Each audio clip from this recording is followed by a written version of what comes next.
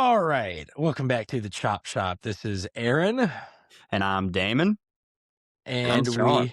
yeah, Yeah. my bad. Was going to We back. introduce you, but, we'll let you take the floor. Yeah, good pal here, Sean. Been friends with him for a few years and, I love his mentality behind football. Wanted to get him on here, share some thoughts. We're gonna, I guess we'll talk about the elephant in the room, since everybody's so worried about it.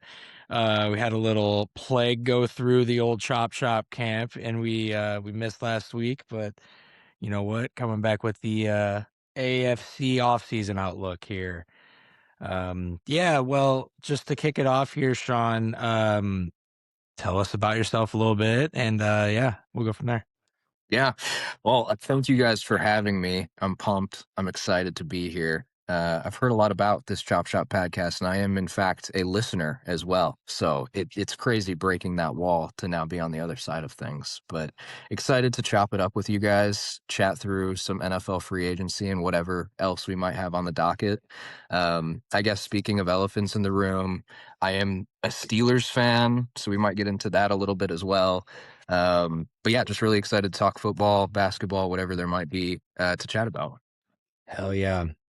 Yeah, we've name dropped you a couple times. Friend of the show for sure. Whenever we talk Steelers, we've thrown that Fantasy out there. rival as well. Fantasy, yeah, we did talk some fantasy smack as well. So, Yeah. yeah.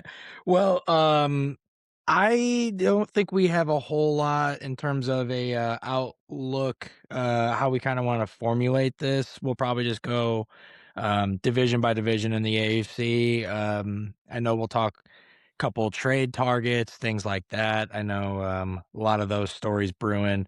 Um, Honestly, I think it'd be good. We'll just get started with the AFC North. What do you think this season, Sean, for you, coming into this offseason as a Steelers fan, what's a non-negotiable you need to see happen this offseason? Yeah. Ryan Well, Aaron Rodgers instantly get that man on the roster. in Yeah, a no. bag. Yeah, just to let all the listeners at home know very quickly, I was never a fan of signing Aaron Rodgers last season. What? So yeah, you might have an idea that I'm probably not too big on him this season either. But it looks like we're heading towards that direction. And so with that being the case, being somebody who is not in that front office, right? So I'll just take what goals I think the front office has in mind here with this decision and say that, hey, they're winning, they're wanting to win now, right? Classic Steelers build. So with that being the case, wide receiver two. It's got to be a wide receiver two, man. I mean, it has to be. It's been multiple seasons now of Omar seemingly trying to address a wide receiver two position. This most recent season, it seemed like he really gave his full go for it. But obviously, the players that we were looking at in like Rashid Shaheed didn't necessarily want to come to the Steelers. So I'm really hoping that this offseason brings us a wide receiver two to pair up with DK Metcalf. There's this guy named George Pickens that's hit free agency. Oh, that guy is not hitting anything. No, Dude, I probably will be not. back. I'd be really cool to. Yeah, you should go get George. Are you thinking like free agency trade or maybe like something in the draft, like for the future? What do you? Is there like a name in free agency you like? So it's tough with free agency because I think, the Steelers' perspective for so long has always been draft and building from within. They really haven't been a free agency heavy team for as long as I can really remember. But I think that with Omar Khan taking the reins, I think that he has been much more involved with free agency than past general managers have been. And I think he's willing to be in the free agent pool this year a little bit more. I don't know more than last year with like the different signings that he's made, but I think that this year he will be a little bit more active in free agency. But I say that with honestly a lot of reprehension for that because I don't necessarily have anybody in current free agency that I'm like, oh yeah, like we got to make sure that we're in conversations with this guy, especially because Aaron Rodgers looks to be the guy who's coming back. So I think with that being the case, to be honest, this front office has a different mindset than I do. So I think that they will be very heavily looking into free agency. I would prefer to not be super heavy in this year's free agency. I'm the So, same way. I think free agency in general is kind of like a poor way to build your team, and like it's definitely good for filling the cracks and stuff. Which those cracks will be filled, but like it's never a good idea to just go blow all your money anyway. So it's almost a blessing that the class isn't great. But yeah. What do you think of Romeo Dobbs? I like something like that. Yeah. Yeah. Like, because that's what I've really been looking at is some of these wide receivers in this group. George Pickens, of course, being one of those. But looking at some of the wide receivers in this group, he's honestly one of the guys that probably stands out as the top potential that I could realistically see us snagging. Yeah. Obviously, again, the Aaron Rodgers piece of things helps that argument a whole lot. But I think if there was any wide receiver out there, he's actually top of my list that I would actually genuinely be okay with us taking a look at. Well, and you said you need a wide receiver too, and that's mainly what the Packers are capable of. So 100%. And he's not that old either. Like he's No. like mid to late 20s or something like that. Yeah. So I like that idea. Yeah. Yeah, and I know this is I mean, if you are going draft, I know this is supposed to be a pretty good receiving class. But yeah, what are you thinking, Damon? I was thinking like you're right that Aaron Rodgers like only knows how to throw to X receivers, so like you may as well bring Romeo Dobbs on the team. Let's say we'll just have two of them running out there. I think was the initial plan when they traded for DK in the first place when they still had George Pickens, and I always thought that was going to be really like people always talked about it being like a redundant skill set. I think it was kind of exactly what you needed there. It just obviously the attitude and stuff, and he doesn't make his way out. So I like the Dobbs. I think there's a lot of teams that are going to be looking for a Dobbs, and I think that would be a pretty good fit. I would say, considering you're losing like four receivers, right? I know Calvin Austin, I think, is finally going. Scotty Miller. I mean, it sucks because Scotty Miller too. I was going to bring up whether or not you'd be cool with like Malik Willis, but it basically doesn't matter because it's almost definitely going to be Rodgers. Yeah. That's where I'm at. I'm mentally already prepared for the Aaron Rodgers season. It was already kind of like floating in the air anyway, and then just to hear the language that McCarthy's been using ever since he even set foot in the building, absolutely, it almost feels like it's a given, but we'll see. I have been seeing the Malik Willis thing with the Steelers a little bit. I would love to see that. I think that would be great. Me personally, I have kind of said Dolphins or Steelers have been kind of the two that I would really like to see with him.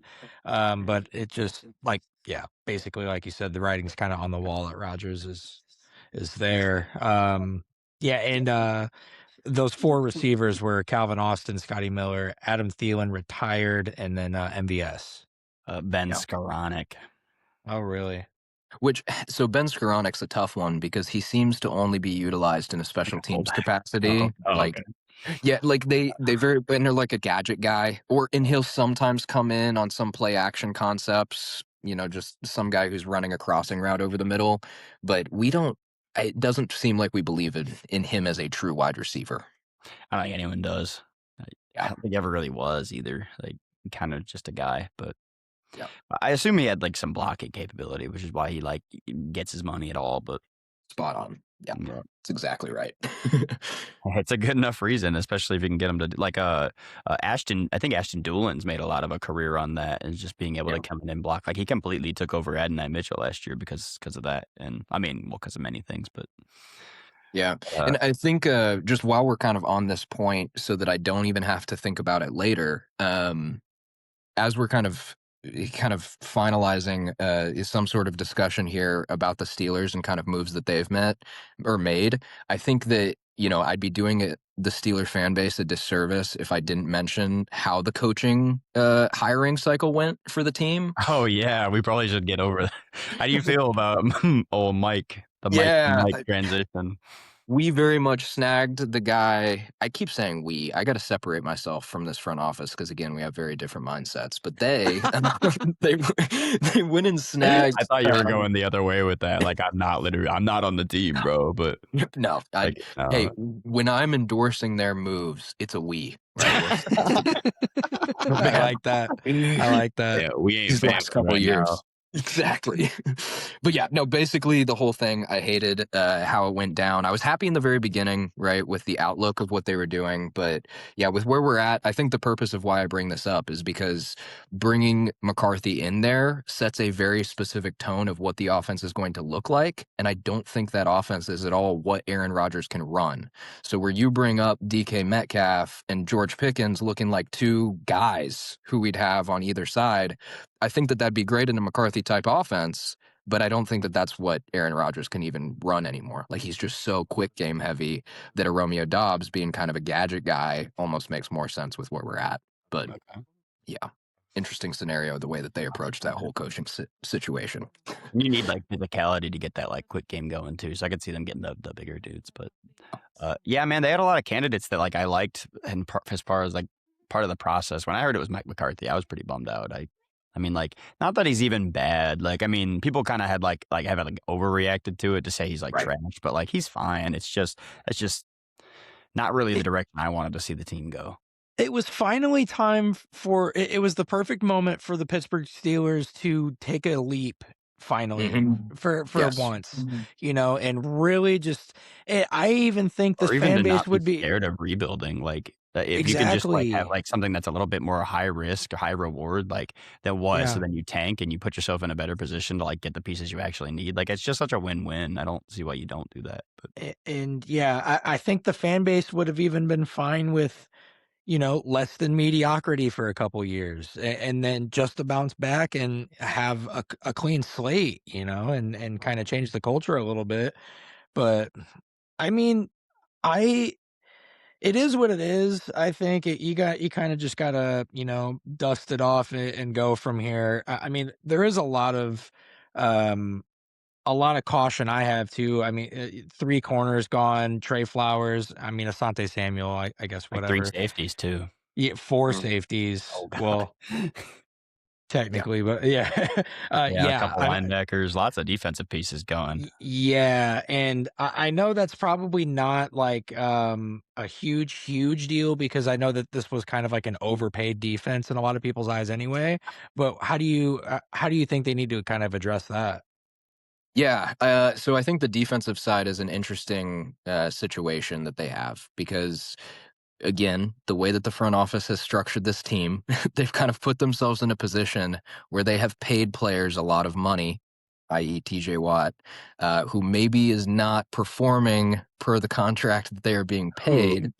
And so they're in a take on the pod. Hey, they're in a which, you know, if you want my honest opinion, I was not a huge fan of that payday when it initially happened, but it was one of those like, you know, the Steelers are being a loyal team to their guys that they want to be lifetime Steelers. But that was in the midst of, you know, Cam Hayward contract talks that were also not going so well. But all of that to say, I think that they've paid players in such a way, they've structured the team in such a way where they absolutely want to pour into the defense. So I think while we're talking about these potential Malik Willis, Romeo Dobbs, these potential offensive options, in all reality, I could see them going heavy into free agency on the defensive side because that's just their bread and butter. Like they just absolutely, it seems like Omar Khan's thing too, right? With like the Patrick Queen acquisition.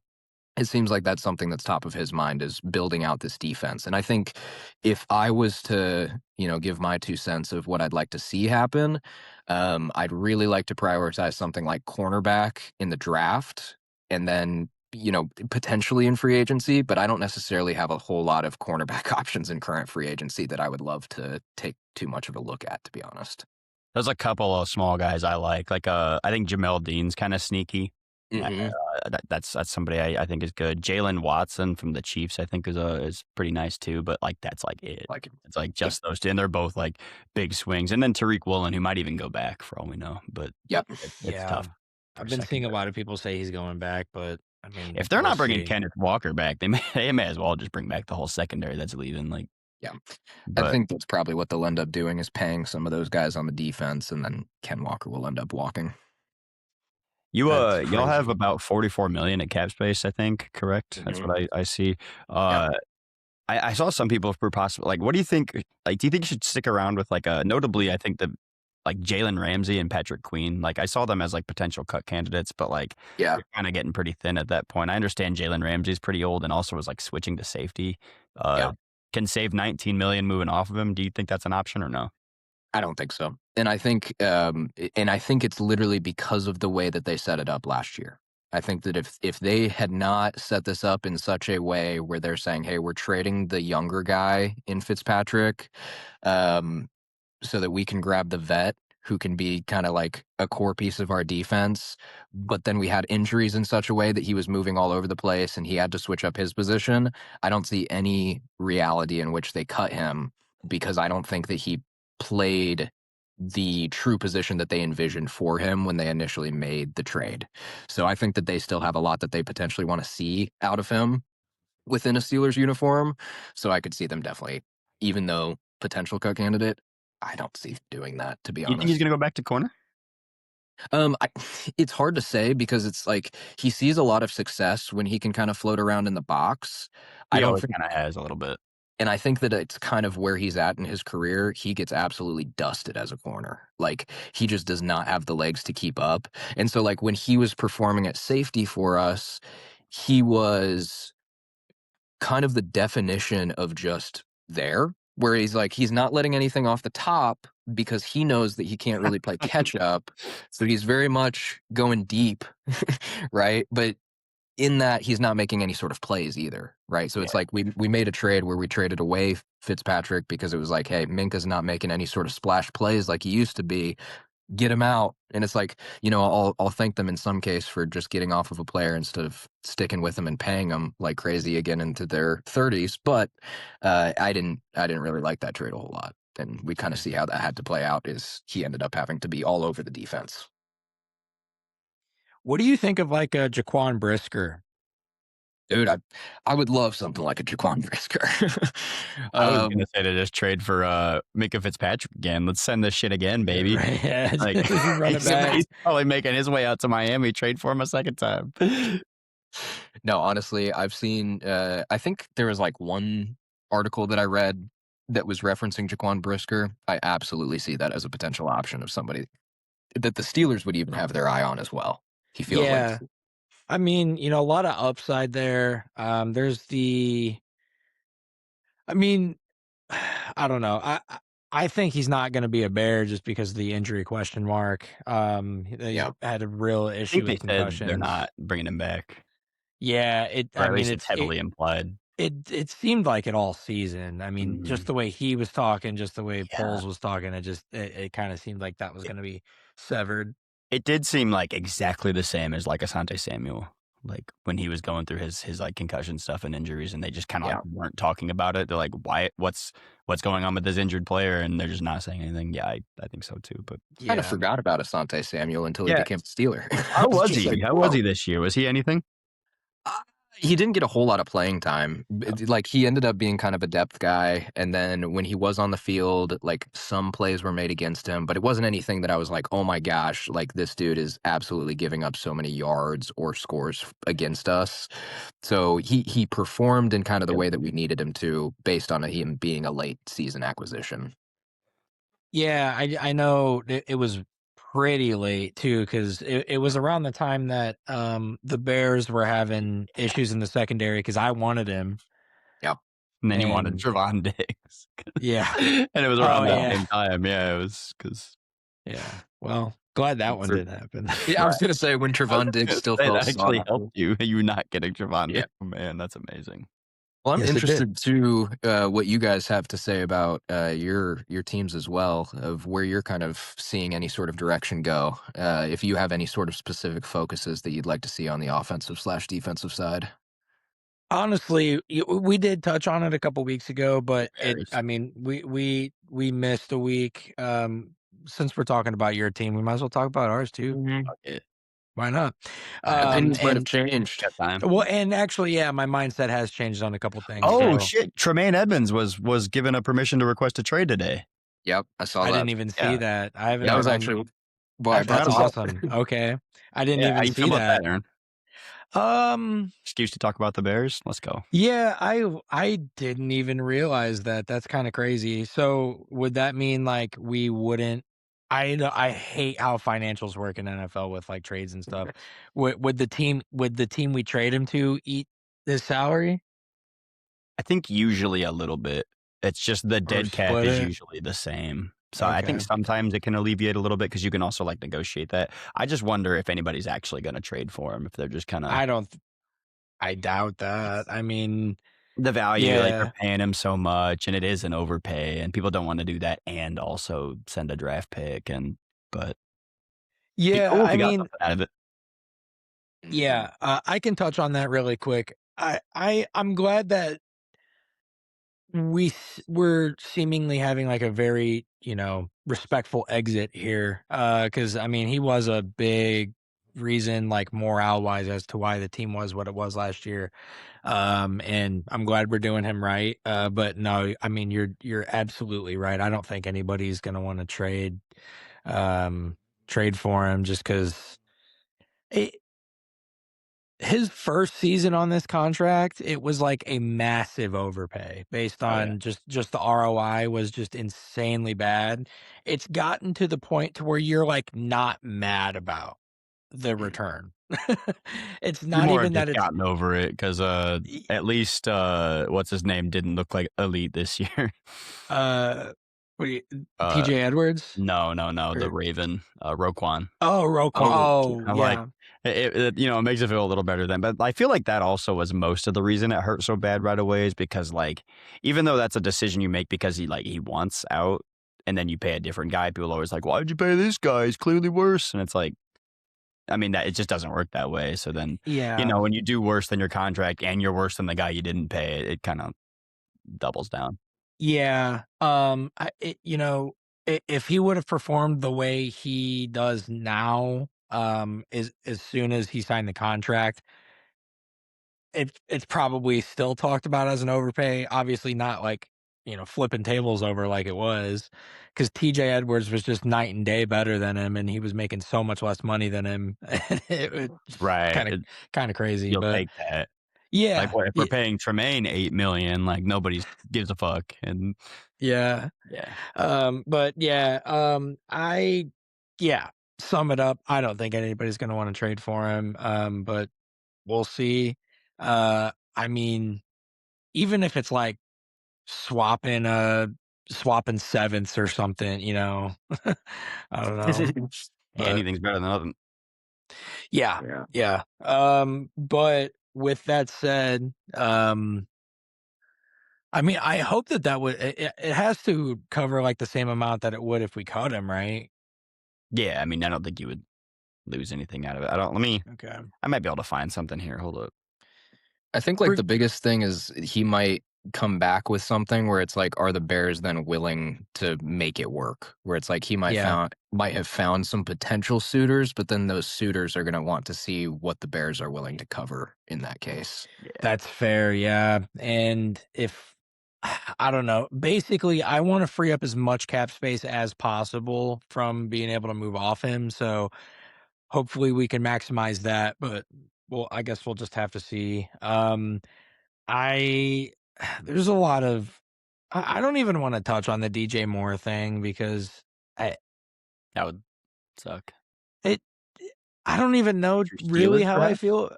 I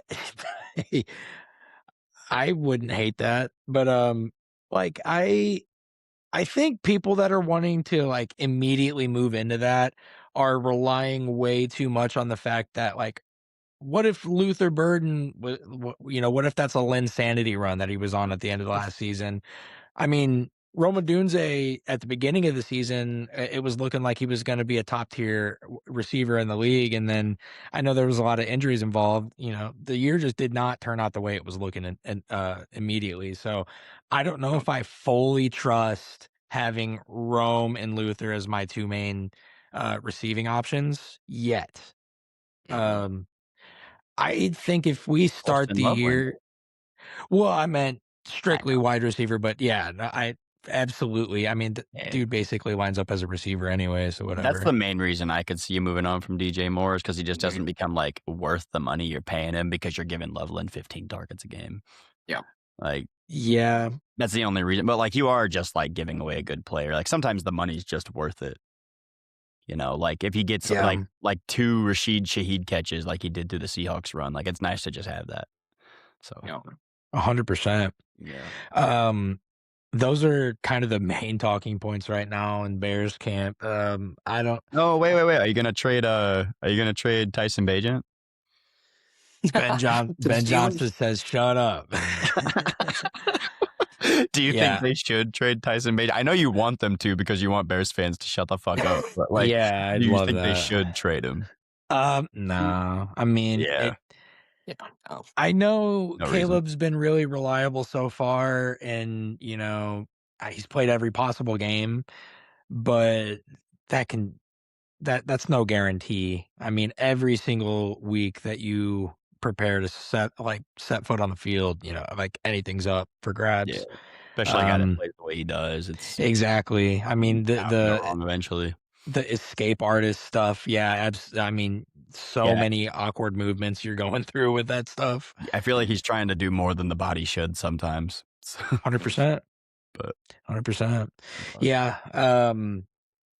I what do you think With about the Bears, Sean?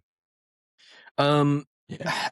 I think that they're in an interesting spot because it's like you saw a lot of success this season in which also shout out to the Bears for doing last season what I wish the Steelers were doing this season. But that's neither here nor there.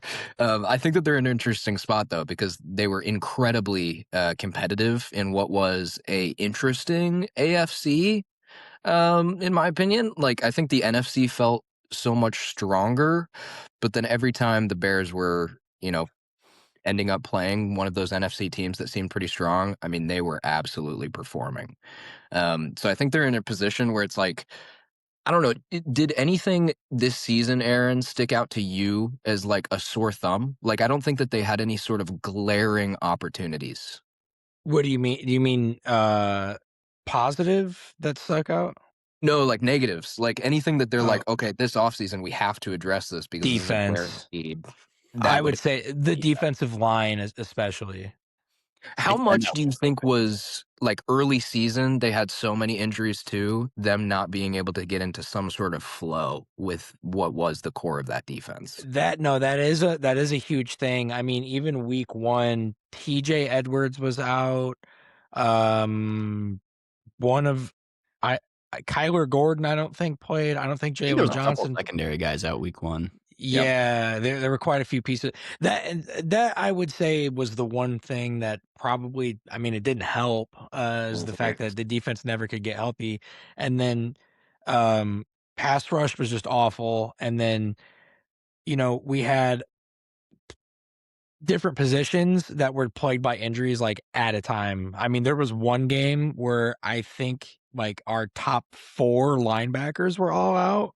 Yeah. And Oh, I then think I remember that. I'm pretty sure. I remember you talking about that yeah, in the group chat. like our best linebacker that game was like Noah Sewell. Like, I mean, come on, man, what are you even gonna do about that? Doesn't hold a candle to Marlowe Wax, sadly.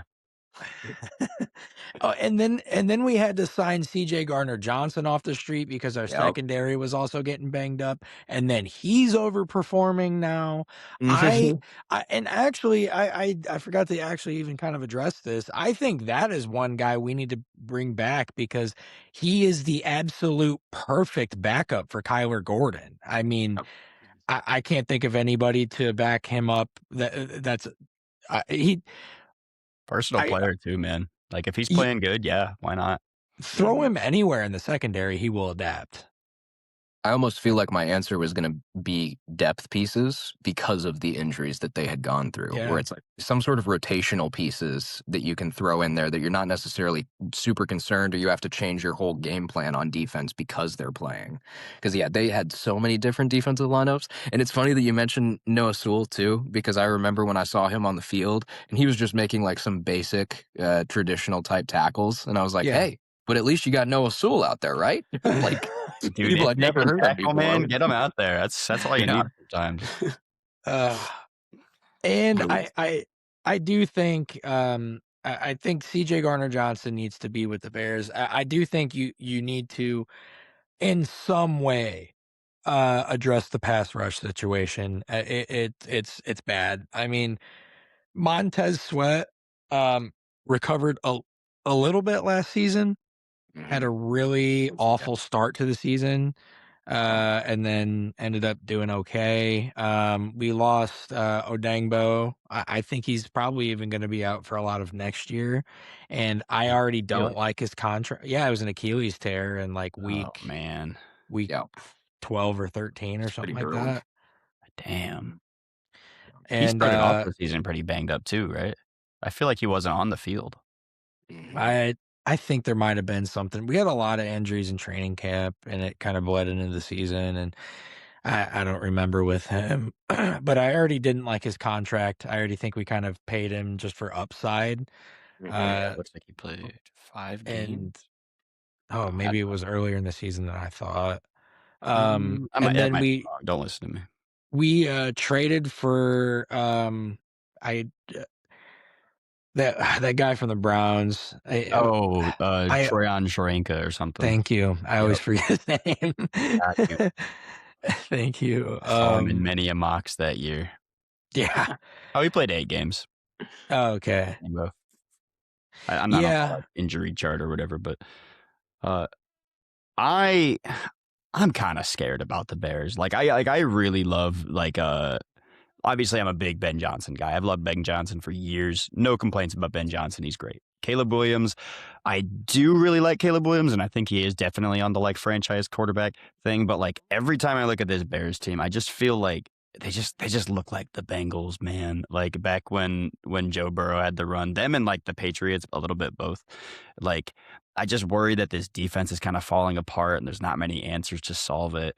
But the difference is they do have an O-line, so like that's where they can actually make things happen. But I also thought that like there was a lot of games that they kind of snuck away from this year, and I wonder if they can really repeat that. But if Caleb keeps taking that like step and the offense keeps growing, I think they'll be okay. But they do. You're right though that they need to figure something out in the trenches because that's going to be big moving forward, and it's been a problem for a few years now. And left tackle's absolutely something that needs addressed. I mean, and Ozzy Trapillo is going to be out, and I hear a lot of people like, well, you don't want to like a long-term thing at left tackle because Ozzy's going to be back, eventually, and it's like, are we even certain that it needs to be the guy that's at left tackle going forward? Like we had an elite season of Jamari Salyer at left tackle too. Like you never know. Like I mean, you'd like to hope that it keeps up, but that's just me being doom and gloom. I think it's generally a positive look, but they just got to figure something out on defense for sure. I think Poles needs to nail this draft. I think he needs to knock it out of the park because eyes are really going to be on him for this draft because there's a You few. get those 2/3. Is that next year or this year? I think it should be this year. I'm almost positive, but That'd be huge. I don't know. Yeah. Oh, I don't even want to get into that. Yeah, no, I know That's it's a complicated subject, but such a complicated subject.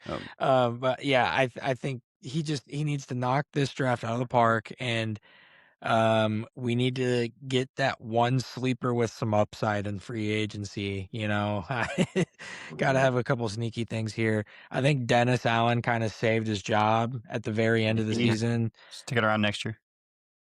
Yeah. I mean, the defense was really poor there for a while in late regular season, but man, they showed up against the Rams. At midseason, like I always think of like the Bengals game that was like 47-42.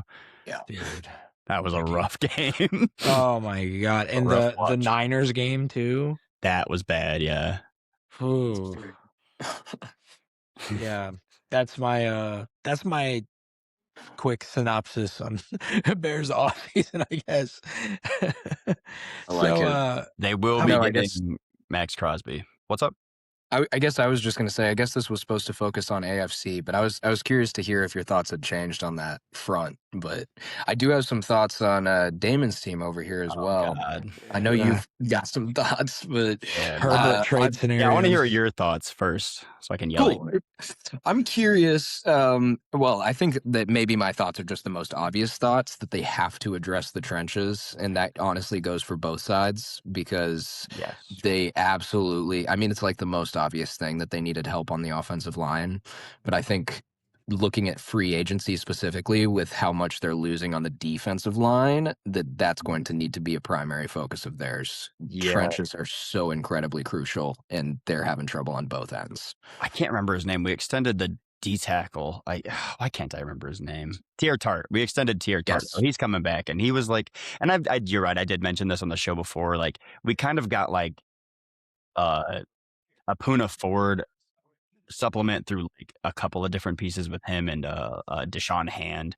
And Yeah. we haven't brought Hand back, so like we're gonna need another like a really run stopping D tackle, exactly like you said. And you're right, this edge thing's not going away. Like Khalil Mack might even retire. Then I really wouldn't blame him if he did, much less come back to the Chargers. And we need another edge because we're gonna start working on the Thule contract extension. So after that, it's like, do we really want to pay two edges top money? Because like, even though Thule isn't like an edge rusher because he gets most of his like meat inside, like now we're paying him edge rusher money, and then we're also paying like Adafe Owe 19 to 20 million a year. So it's like, you're right. How much do you really want to do that? And I can tell you from experience, paying the hell out of your two edge rushers, you have to have success. They better be awesome. The quarterback. And yeah, neither like of those if guys you don't, why? Like that's, or at least who he was when he got the contract. But I toyed with a fun little idea. I wonder if like Adafe Owe is just going to go to the Ravens to play with Jesse Minter, and then we get David Ajabo. And then we turn him around too. Now that we got like we lost Jesse Minter, and that sucks. But the guy we got, Chris O'Leary, I actually really like him. He's the guy we had the safeties coach 2 years ago, and he had basically every safety on the team looking like an all-pro. Basically, he ran. I don't have the numbers in front of me. I had him before, but he went to go be the defensive coordinator at like Western Michigan. He took their defense from like 107th to like 9th in the nation, and basically using the same scheme with a little bit more blitzing, which is what I like anyway. So we'll see if they can make it work the same way. But yeah, I agree. Trenches are an issue for defensively, because like everyone's thinking about the offense. Obviously, like we have to do something about the guards, and we're almost certainly going to be cutting. Well, Bradley Bozeman retired, and we're definitely going to cut, what's his name? Mekhi Becton, because he's just had like, not only has he like not played, but he's also had like a bad attitude and came out and said something about like, we do things different here compared to like whatever Philly or whatever. And it's just like, all right, well, get out, man. Like you can't even like play football. So I'm sure you do think we're doing things different because you just sit around all day. Respect, he's hurt, whatever. But anyway, there's a couple guys. Obviously, I'm hoping for Tyler Linderbaum to make free agency. He's probably not gonna. And after that, I brought up a couple guys like Connor McGovern and Cade Mays and guys like that. But yeah, it's hurting up front. I think we're probably gonna have to address that in the draft. If we drafted like 7 interior offensive linemen, I'd be chill. I mean, this draft is pretty solid for defensive tackles. I feel like. I'm not necessarily a super knowledgeable scout, but from what I've seen, it seems like defensive tackle is one of the few like positive points within this draft class. That's good. Both our teams need that shit. Are you fully sold on Gadsden as your tight end going forward? I mean, no, like he's just small, man. He's got a small frame, and he's a sick receiving weapon. And I like having him because, it's just good to have. I just don't know that he's going to be that great in the run game. Although we are moving from like to a different type of run scheme with like McDaniel, where it's kind of like sideways and it's more built on like agile blockers. So he might be able to make that happen. But if we grabbed a guy like I mean, Hunter Henry, I think, is like a cut candidate. If we just like wanted to bring him back, or if we wanted to get like Dallas Goedert, I wouldn't be opposed to that. I think McDaniel could be a guy that would really know how to use him, and maybe see what you got there. But True. we'll see. I think a lot of Chargers fans were completely sold on him just after that little breakout he had. But I mean, down the stretch of the season, it kind of seemed like teams were kind of figuring him out a little bit more. But the we'll biggest see. issue is that once Justin Herbert broke his finger, he just wasn't playing at an NFL, like an MVP caliber anymore. Like, he just was not. Like, not in the head, not in the actions. He was doing all he could, but like those days were gone, and he wasn't getting no catch games anymore. And everybody kind of took a back seat once that happened. But yeah, what about Hampton? You're pretty sold on. Yeah, I was gonna say you're pretty sold on Hampton. Super sold on it. Fans are talking about bringing Najee back. I'm like, man, we should have never got him in the first place. I don't really see a reason to. Yeah, I never liked that one personally, but yeah, you didn't. I know you hated it, but you wanted him on a different team. Yeah, none of us were happy. I would really like the idea of a Mike Evans. I think that would be nasty because we got some guys that like can play the sideline, like Quentin's been really working on playing sideline, but he's still not like that guy. And I think Mike Evans can do that while he's healthy for a while, and then he's gonna get hurt or something, and then we'll have guys back him up, and that's okay. But we'll have like not peak, but elite Mike Evans for 5 years. Like a good transition piece. Yeah. And we also we're starting to get a lot out of I can't remember his name. Our second round pick last year, Trey Harris. He's starting to get a little bit going too. So I hope he can develop into that piece. But I'm not sure. Like, we can't just like roll him out to be X next year and expect it to be all sun and rainbows or whatever. Yeah, I know you don't want Keenan back. No, it just doesn't make, and it makes me feel so bad. It's like having to put the dog down out back. Yeah, it really kind of is. Because he's even like, man, I want to come back. It's here or I'm retiring, and I'm just like, retire. Yeah, that's tough.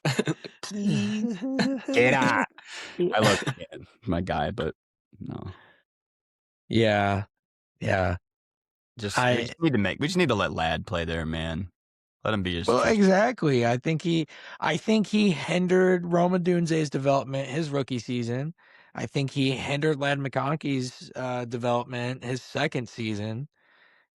I think there is a spot in the league for him if he wants to continue to play. Yeah. He should be a Texan. That's he really should go to the Texans, dude. I don't hate that at all. Like, all they got on that team is like the 4 or 5 exceptional Nico Collins plays. Like every like he'll be awesome, but he's like just a sideline guy. So like you need somebody to just get the like veteran yards, and that's Nico's not playing slot. So that or fuck it, the Patriots. I mean, they could use anybody too. Yeah. Honestly, that's a solid addition.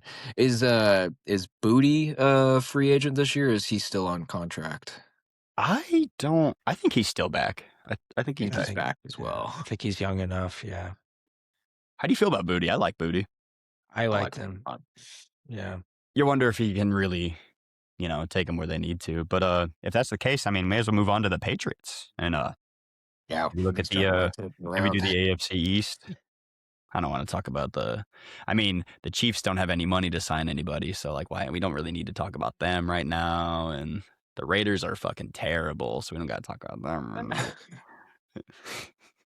Anyway. All right, we're knocking out teams quickly. Let's go. No, we'll get back to it.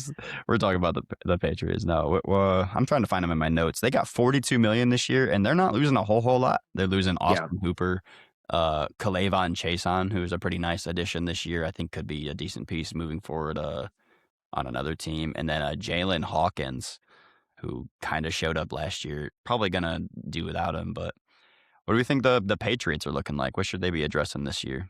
They can also save around like $28 million through Diggs, Hunter Henry, Bradbury, and Fernie Jennings. Yeah, we kind of talked about it a little bit on the Super Bowl recap, but I do think one thing, just a little bit. One thing I was curious on. I know I asked you about it during that episode, but they have a potential out with Stephon Diggs' contract. I don't see any reason they're taking that, right? Like the out, Yeah. yeah. I mean, they got money I don't. now, and they'd save 16.8, but like, what do you have left after that? Well, exactly, and I think that's kind of the resolution I came to is it's like I would say one of their biggest issues is they don't have enough weapons, and that was pretty apparent in the Super Bowl. I mean, Diggs didn't really have that big of a game, and when that guy shut down, what else really is there? I mean, I can't think of that one tight end's name. Well, there's Austin Hooper. I think he won. And then, Yeah, he's gone. Which Hunter Henry's, I think, their guy. So yeah, Hunter Henry. we always Yeah, make the Dawson Knox, Dalton Kincaid joke. I think we should make that joke for them one time before he's out. that's fair. Yeah, That that's actually fair. works really well. But yeah, I think taking the out with Diggs just makes a bad problem even worse. So there's just no reason for that. I the only reason I even bring it up is just like the off the field issues he went through this year. Yeah, I mean And that's still then going on. We don't really know how that yeah, end. yeah. So I don't know. Forgot I about mean, that. yeah. Well, it it. I think I they don't should know, give Kyle man. Williams a try, man. Fantasy, pre-fantasy darling. I think that they do need a wide receiver, though. Like, I think that, yeah, I Yeah. mean, I know I mentioned Booty being a guy that I like, but I don't necessarily think that they have anybody who can draw defenses away from other guys. And so I could see them even potentially being in the market for George Pickens, see if they can snag him in conjunction with that wide receiver core. I think would be pretty smooth. They might even be in the pool for a Mike Evans look as well. I think that'd be I'd good. be interested to see that. Well, and as much as I like Booty, I don't deem him like a huge threat. He's not a guy that you're like game planning around or anything, any stretch of that imagination. You He's do a make really plays, good piece. No, he's though. great. He's great. He's like a really good supplemental piece, kind of raising your floor of your offense a little bit, but not necessarily a game changer. I think they do need that game changer a little bit. I I and you could really throw this guy in like 7 different team like trade scenarios because I think that's a lot of what we're going to be talking about this offseason. But I could see AJ Brown with the Patriots. I think that would be a fantastic option. Him and Diggs, I think that'd be awesome. Just Oh yeah, giving, I mean, it was so obvious that Drake May just needed that like extra weapon, that like go-to guy to kind of, you know what I mean? Like it just didn't really have a that. And weapon, yeah, I mean, or like getting because weapons in the aggregate, kind of with like just like a bunch of mid. yeah, and Tough way to that live. just doesn't, yeah, I think that would be a good scenario there. Yeah, what do you guys think about that?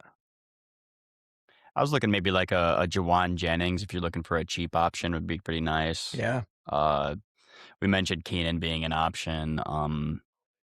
PFF I think like DeAndre Hopkins this year, even though he did nothing. Uh, Liked him as a name. that's what it was. Yeah, His name right. got like an 84.6 on PFF.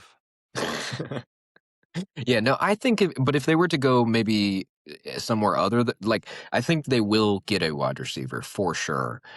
I don't know how big of a wide receiver they get. If they end up not going super heavy into the wide receiver section of free agency, I could also see them trying to get some sort of edge rusher, especially They need that too. with Chase on Yeah. leaving. Mhm. I could see them looking at an edge rusher position as well. It's Yeah. nice that they're so stout up the middle, though. I almost find that like more valuable nowadays. Yeah, I think I would agree it with that. creates a lot more havoc up the middle. But I think teams Yeah. are just really figuring out how to avoid edge rushers at all costs and use the middle of that line, Honestly. expose what is typically maybe a lack of depth in the Maybe middle of lines. a Trey Hendo on the Patriots. Like, he's not, like, the best run stopper, but, like, they got run stoppers. Yeah. I think that Mhm. that could work really well because of literally that point. Like, because he is such a like, he doesn't make any sort of impact on the run game. He's almost a net negative, I think. Right, I mean, there's a reason they don't wanna commit to him, but Yeah. they also could use some O-line, it looks like. I mean, what do you think about Will Campbell? Do you think they should keep letting him and try tackle, or do you think they probably gotta kick him inside? I know, the frame guys are saying he's not built for it. I think they keep him where he's at. That's my opinion. Yeah, I mean, it's tough to just, like, immediately kick him, into a new position. It was just his rookie year, but, Mhm. I mean, we are looking at a pretty generationally bad run he had in the playoffs. Can't get worse, Um right? Yeah. Yeah, and Give him the shot, let him grow. if it does, you probably shouldn't let him on the team at all. Yeah. So, yeah, I think you just kind of start over next season. Try to let him brush it off and try to let him just bounce back. And I mean, I know the arm length is kind of being brought into question, and I think that does help to move him inside if that's the case. Mhm. But I mean, I think at the end of the day, I think you kind of just assess the situation with him. So I'm not gonna make that specific call because I'm not having that conversation with him. But I mean, Mhm. if he shows any sort of like kind of desire to move into the interior, maybe you let him give a go at it. Morgan Moses is turning 35 in May as well. So, there Yeah. might be that reason to potentially kick him inside as well. Yeah, and, like, Yeah. basically, like, I feel like they should probably be drafting a tackle no matter what, and then just hope for the best, like, Yeah, depending on how that goes, that will potentially change whether or not you're bumping him inside, I Mhm. think. And then, worst case is you have 2 awesome tackles. Cool. Right. Yeah, I kind of think you put the ball in Will Campbell's court and you let him fight for whatever position he really wants to fight for. Hey, Yeah. man, do you have the I dog? mean, if he thinks he he would benefit from moving inside, fight for that job then. Yeah. Um, Two double I team boat. I know we kind of moved off it, but like a cheaper option for receiver for them, I could see them going in.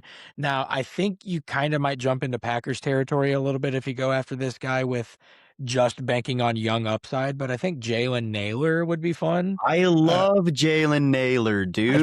I think that's a fun option here. What do you Underrated. got? Yeah. Yeah, I like that a lot. I like that pull. I think he's got something a little bit. I think any team that wants to spend a little bit on him is gonna be happy with what they get. Yeah, 100%. And I think running Naylor, Booty, and Diggs, I think that's a pretty good core, man. Decent aggregate for sure. Yeah. All of Anything the like late round pick guys all in one one team, wide receiver core. the Right. nobody club. They're like all 6th round picks or something. Yeah. Yeah, fair. Probably like Just that. like classic Brady days, man. Yeah. Just got to get some guys that are willing to catch the ball over the middle of the field. The Patriots are truly back. Let's go. Right. We could probably move on if y'all don't have anything else. No, I'm good on I'm sir. good. And honestly, we can move a little a We might little have to pick up quicker. the pace a little bit. A Let's run little through bit. Bills. Bills are tough. They look like they have minus 12 million in cap space. They have a few cut candidates. They can get like 9 from Dawson Knox, 6 from Curtis Samuel, 3 from Taylor Rapp. I think they're like the rumor is that they're going to try to find a way to get their offensive linemen back, David Edwards and Connor McGovern. I don't know that they can do that. They things might get a little sour for the Bills, like, especially with the new coach. Things are different now. Yeah. Yeah. In my opinion, I think they do have to focus on kind of interior offensive line.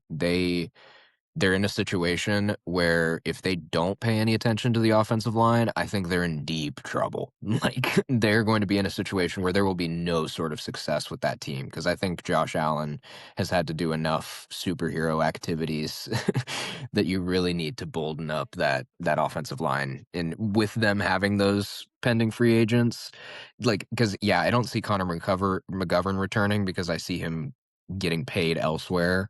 The Chargers. So I think they have to I think they have to address that. They're losing a lot for a team that had a bad defense. They're losing a lot on defense, Dude, I and was just thinking that today when I was doing the research for this team. They're losing like everybody. Like yeah, nobody's I talking mean, about it. But that's kind of crazy. 4 safeties, 3 corners, Milano and Shaq Thompson. Like they're losing both Joey Bosa and AJ Epinesa, and they don't got money. Like the one guy that's even coming to mind that's not on this list is like Ed Oliver. Like, Hey, it's like the one piece I'm thinking of that's there's actually going to a be left on this team. there's a corner that's really good. I can't. He's young. I can't remember his name. He's a wonky ass number, like 47 or something. I mean, Jordan Poyer's here too. Matt Benford? Yeah, Yeah. Benford's good. But Mario Joby, yeah, Matt Milano, Shaq Thompson. I mean, and Milano is it's- gonna dude. He was a lot of the defense for a long time. yeah, They're really bad. that guy's getting money. Yeah, I don't even know what to say. And and they get a defensive coordinator. and they Jim need to address Leonhardt? the receiver too. Yeah, no, and everybody's talking about receiver like it's the big thing, and it kind of is. But like, you might just have to send it again with just like the Josh Allen hero ball because there's just too many needs on defense, and they don't got money anyway.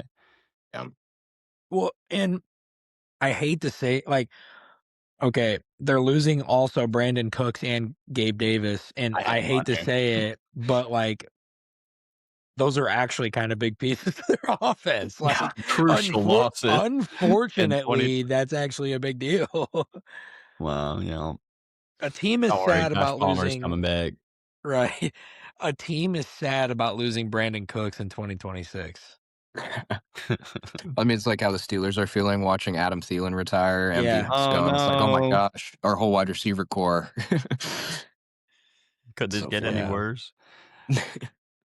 Yeah, Um, I wish I could even say like something they should do. Probably should just bring the lineman back and hope for the best. Hopefully the scheme guy makes things good and see if the young guys come together. But and you got to kill the draft too. Oh my goodness, you can't have one miss. yeah, that'd be a miracle. I mean, that's a bleak outlook. Sorry. Dolphins? You want to move on to the Dolphins? Yeah. Just to kind of address the elephant in the room. Where's Tyreek starting? Not Where's he? the Chargers. Anywhere Yeah. I think it's a really good question of where he could potentially go because I don't like. He's in a weird spot where I feel like he could. I want to hear what you guys have to say because honestly, I'm so all over the place with my Tyreek Hill takes. If he passes the physical, he'd be a sick Patriot. Like one of the best deep ball guys mixed with like the most efficient deep ball passer in the league. Yes, sir. Last year, yes, please. That would be pretty sick. Would be It's nasty. the worst kept secret in the entire world right now that the Yeah. Chiefs want him so bad. I mean, yeah. They said they're gonna monitor it and see his health and stuff, and it's like, okay. oh, Please do. I'm so sure you're just gonna monitor it. Can they even afford it, bro? Like they just cleared like 43 million in cap space, and they're still under like 3 million. Wait, bro, they're still under after that? There's Yeah. no way. Yeah, they are. They're like -3. But That's to be fair, to their credit, they have like they could cut Jawan Taylor, which like that dude's a fucking bum. They should cut him, and they'd save 20 million. So like, well, there it is. right.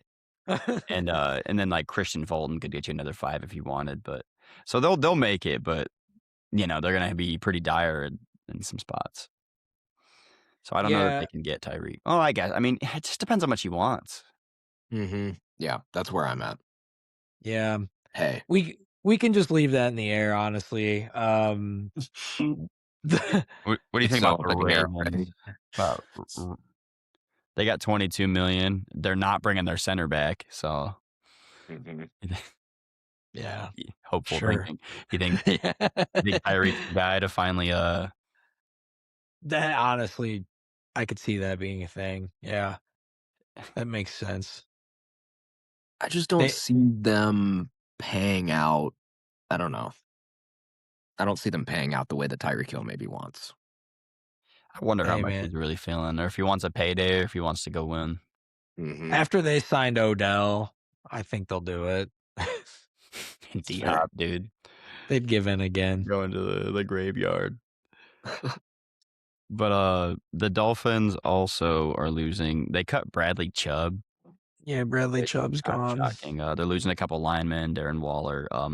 But they only have like $3 million in cap. They're kind of really hurting. They look bad. They're in kind of a scenario where they need to offload bad. Yeah, I think they probably even want to tear down. Like Tua is, they just got to get off that. Agreed. They are losing 5 corners. I do think cornerback kind of has to be a focus of theirs in free agency, even though it's like, we're talking about a team that's not necessarily looking to be super competitive next year. I think cornerback has to be a focus of theirs because I think Rasul Douglas is getting now a lot older too. Yeah. I don't know. He might even be Already a free agent on their team last year. That's crazy. They're losing 6 offensive linemen too. Yeah.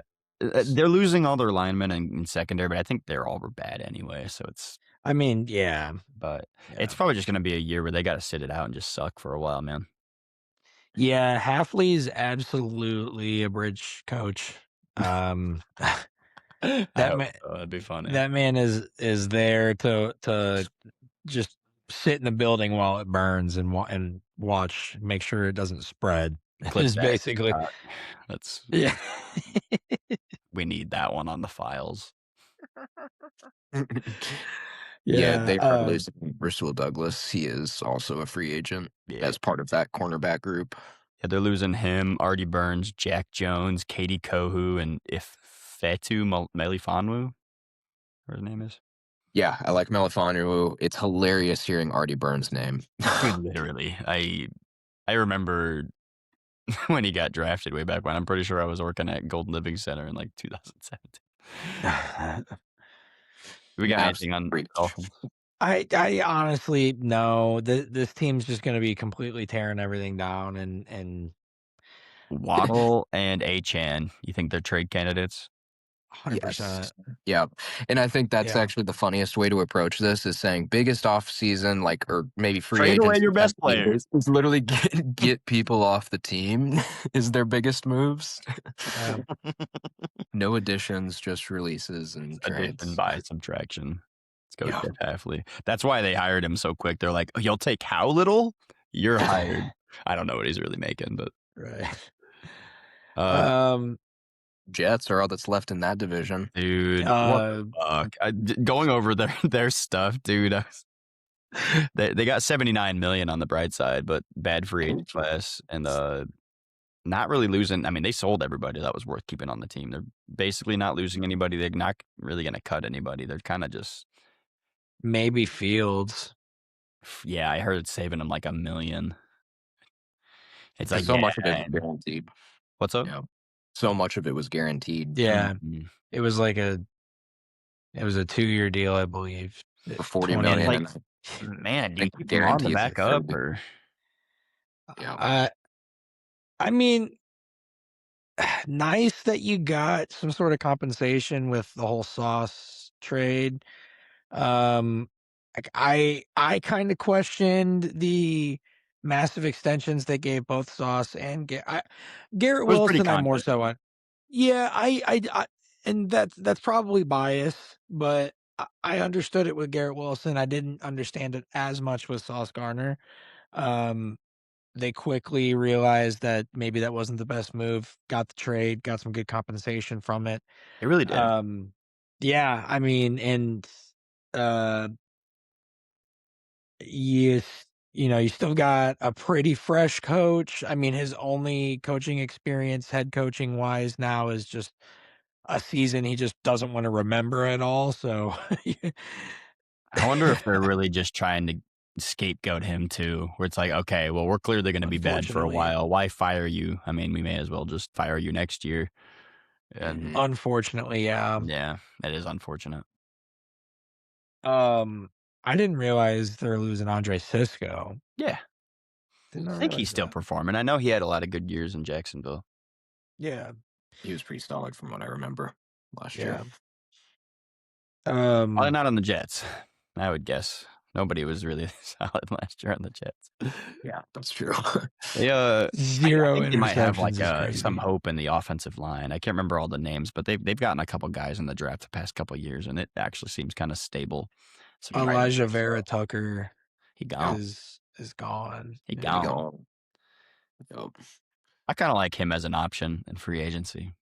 Maybe take another hate swing it. at the like Mekhi Becton stuff. Yeah. If you're cutting him. Who did they go in the draft now too? Because they can't get Dante Moore with the second pick. Just get Caleb Downs, man. They just need to hit on something, bro. Yeah. Do a little Bears move and maybe get a wide out there that you can pair with the quarterback. Because they could go quarterback later. They could get Not bad, man. That's not a bad idea. I mean, I think some of those wide receivers are the bigger, badder players in the draft this year. 100%. Agreed. I could see that. Yeah, I don't know where else they would potentially go free agency because, like, I could see them, funnily enough, being a team that potentially just pays the hell out of Malik Willis. Maybe, No, please. like Malik, in the worst sort of way. Like Daniel that would Jones kill that man, dude. Daniel Jones would goes die. back to New York. He's like, yeah, I miss it. I miss the New York air and all the fuck you, Dannies. Right. Yeah, he's got to be a Colt next year. I know that we're not on that team, but I think that they have to just re-sign him. Yeah. That's so sketchy. Likely gonna happen, I think. That's like one of the worst injuries. Like, I mean, obviously, and like literally it is, but like as far as like the impact on your team build after, like it's one of the worst ones, I think. The timing of it. The 2 first-round picks, and now they're like, oh shit, we don't even know if we want the quarterback back. Yeah. That's tough. Yeah. That's rough. But yeah, I don't think I have anything else on Jets. We are kind of finishing up. If we're done on Jets, we can just move to the Colts. Yeah. Yeah. Up to the AFC South. They got $35 million in cap space. Not losing like a whole lot outside of like the They're Daniel losing Jones. Phillip Rivers. Yeah, that's devastating. He's gonna go coach somewhere. Devastating. A high school team. Back to the high school. I've been playing Alec with the Pierce idea. Is the big one. What's up? Alec Pierce is the big one, I would say. Yeah, and I think they're gonna bring him back because I've been toying with the idea. I think Michael Pittman's gonna be traded this year, man. I don't see why they would keep him around. He's not even the.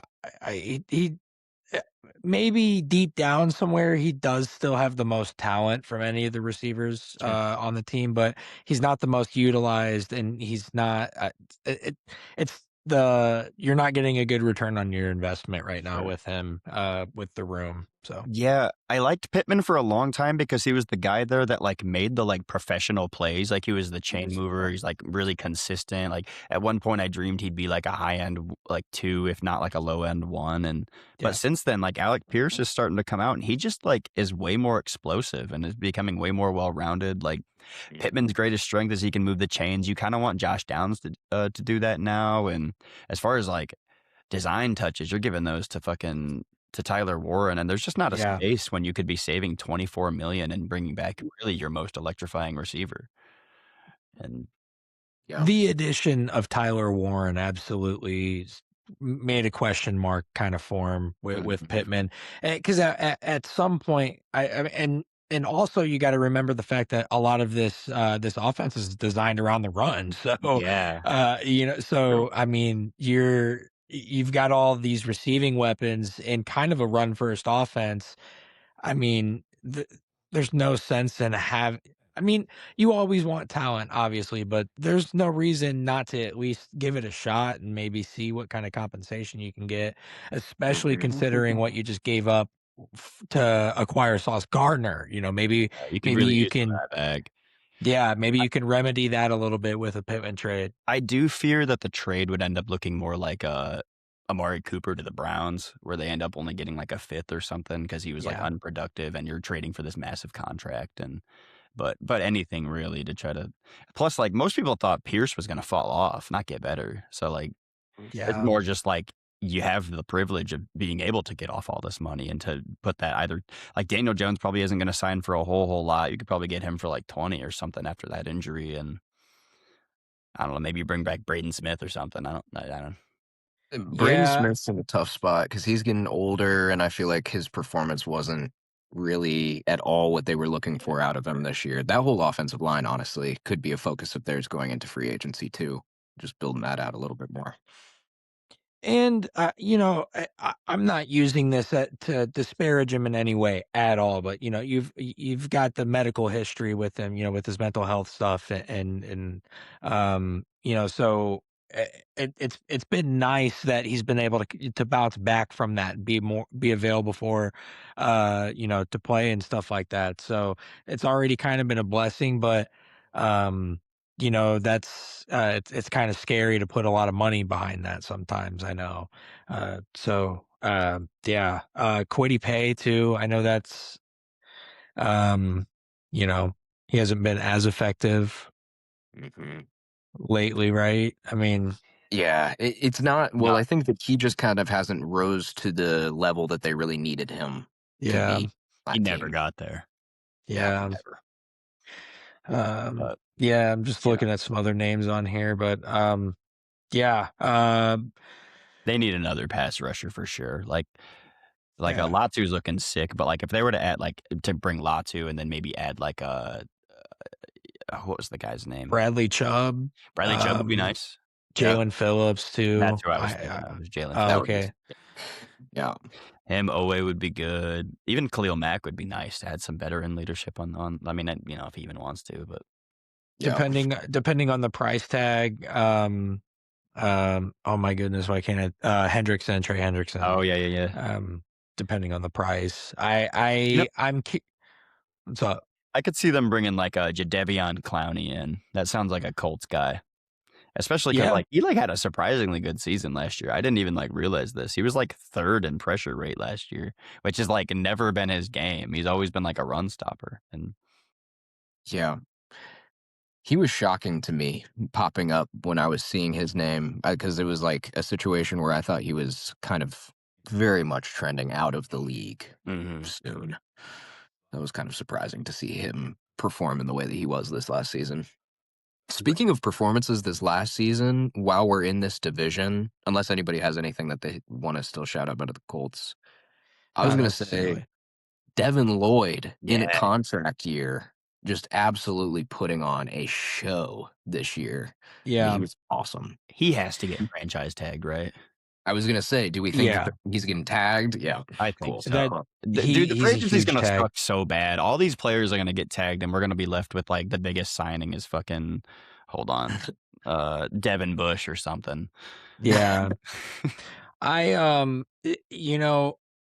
thing with Devin Lloyd this season was he was getting a lot of that notoriety early on with the interception numbers, leading the league for quite a while. I think it was the first 8 weeks or something like that, until Bears started to take that over. But while the interception numbers didn't keep climbing throughout the season, his play was still awesome. And I think people stopped talking about him, but they really shouldn't have been, because he was just so instrumental in their success in this last year. Yeah, I think PFF had him in the top 10 of all of run stopping, coverage, and pass rush from a linebacker. Yeah, he was absolutely nasty this year.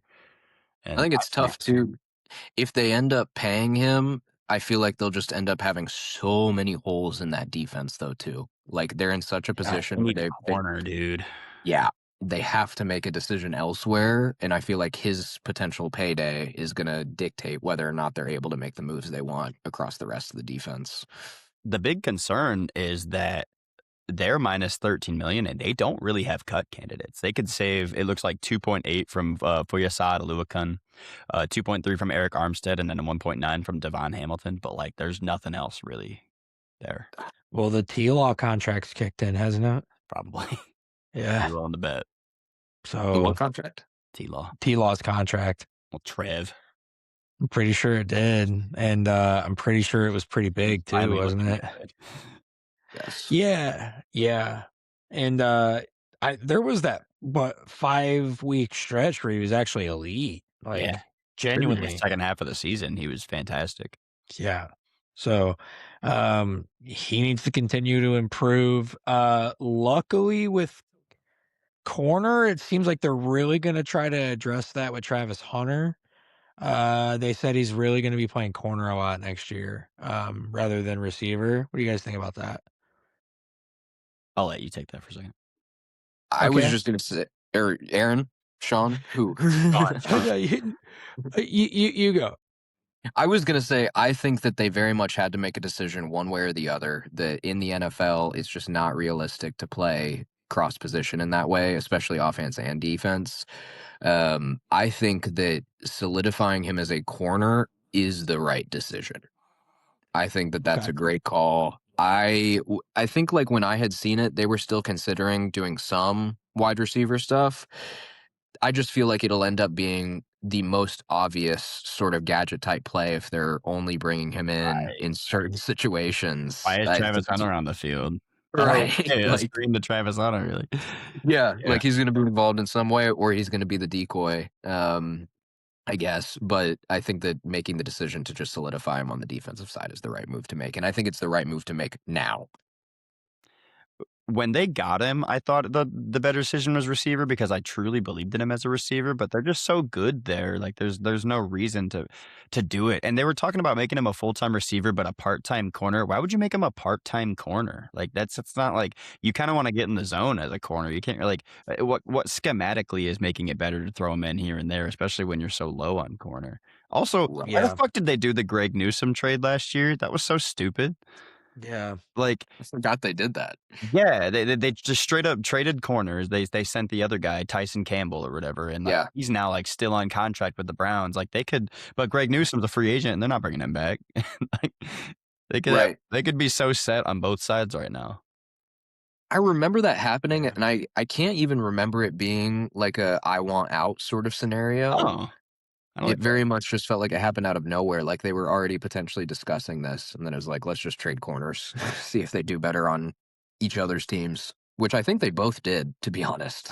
I think maybe. I think, I didn't follow it too heavily. I heard it was maybe, like, a scheme decision. I don't know, but Mm. it's just it's I don't know, maybe he just didn't have the foresight, but they're gonna be hurting in the secondary, and they're gonna need a corner even if Travis Mhm. Hunter's the guy.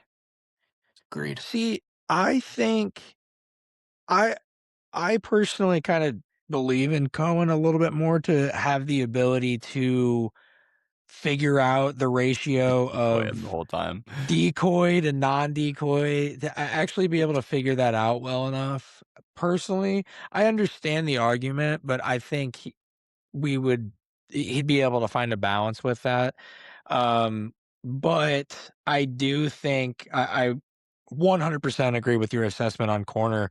I think with corner, he needs to be kind of playing all or none Yeah, because there's genuinely no reason other than just as a depth piece and come in, because of injury or something like that.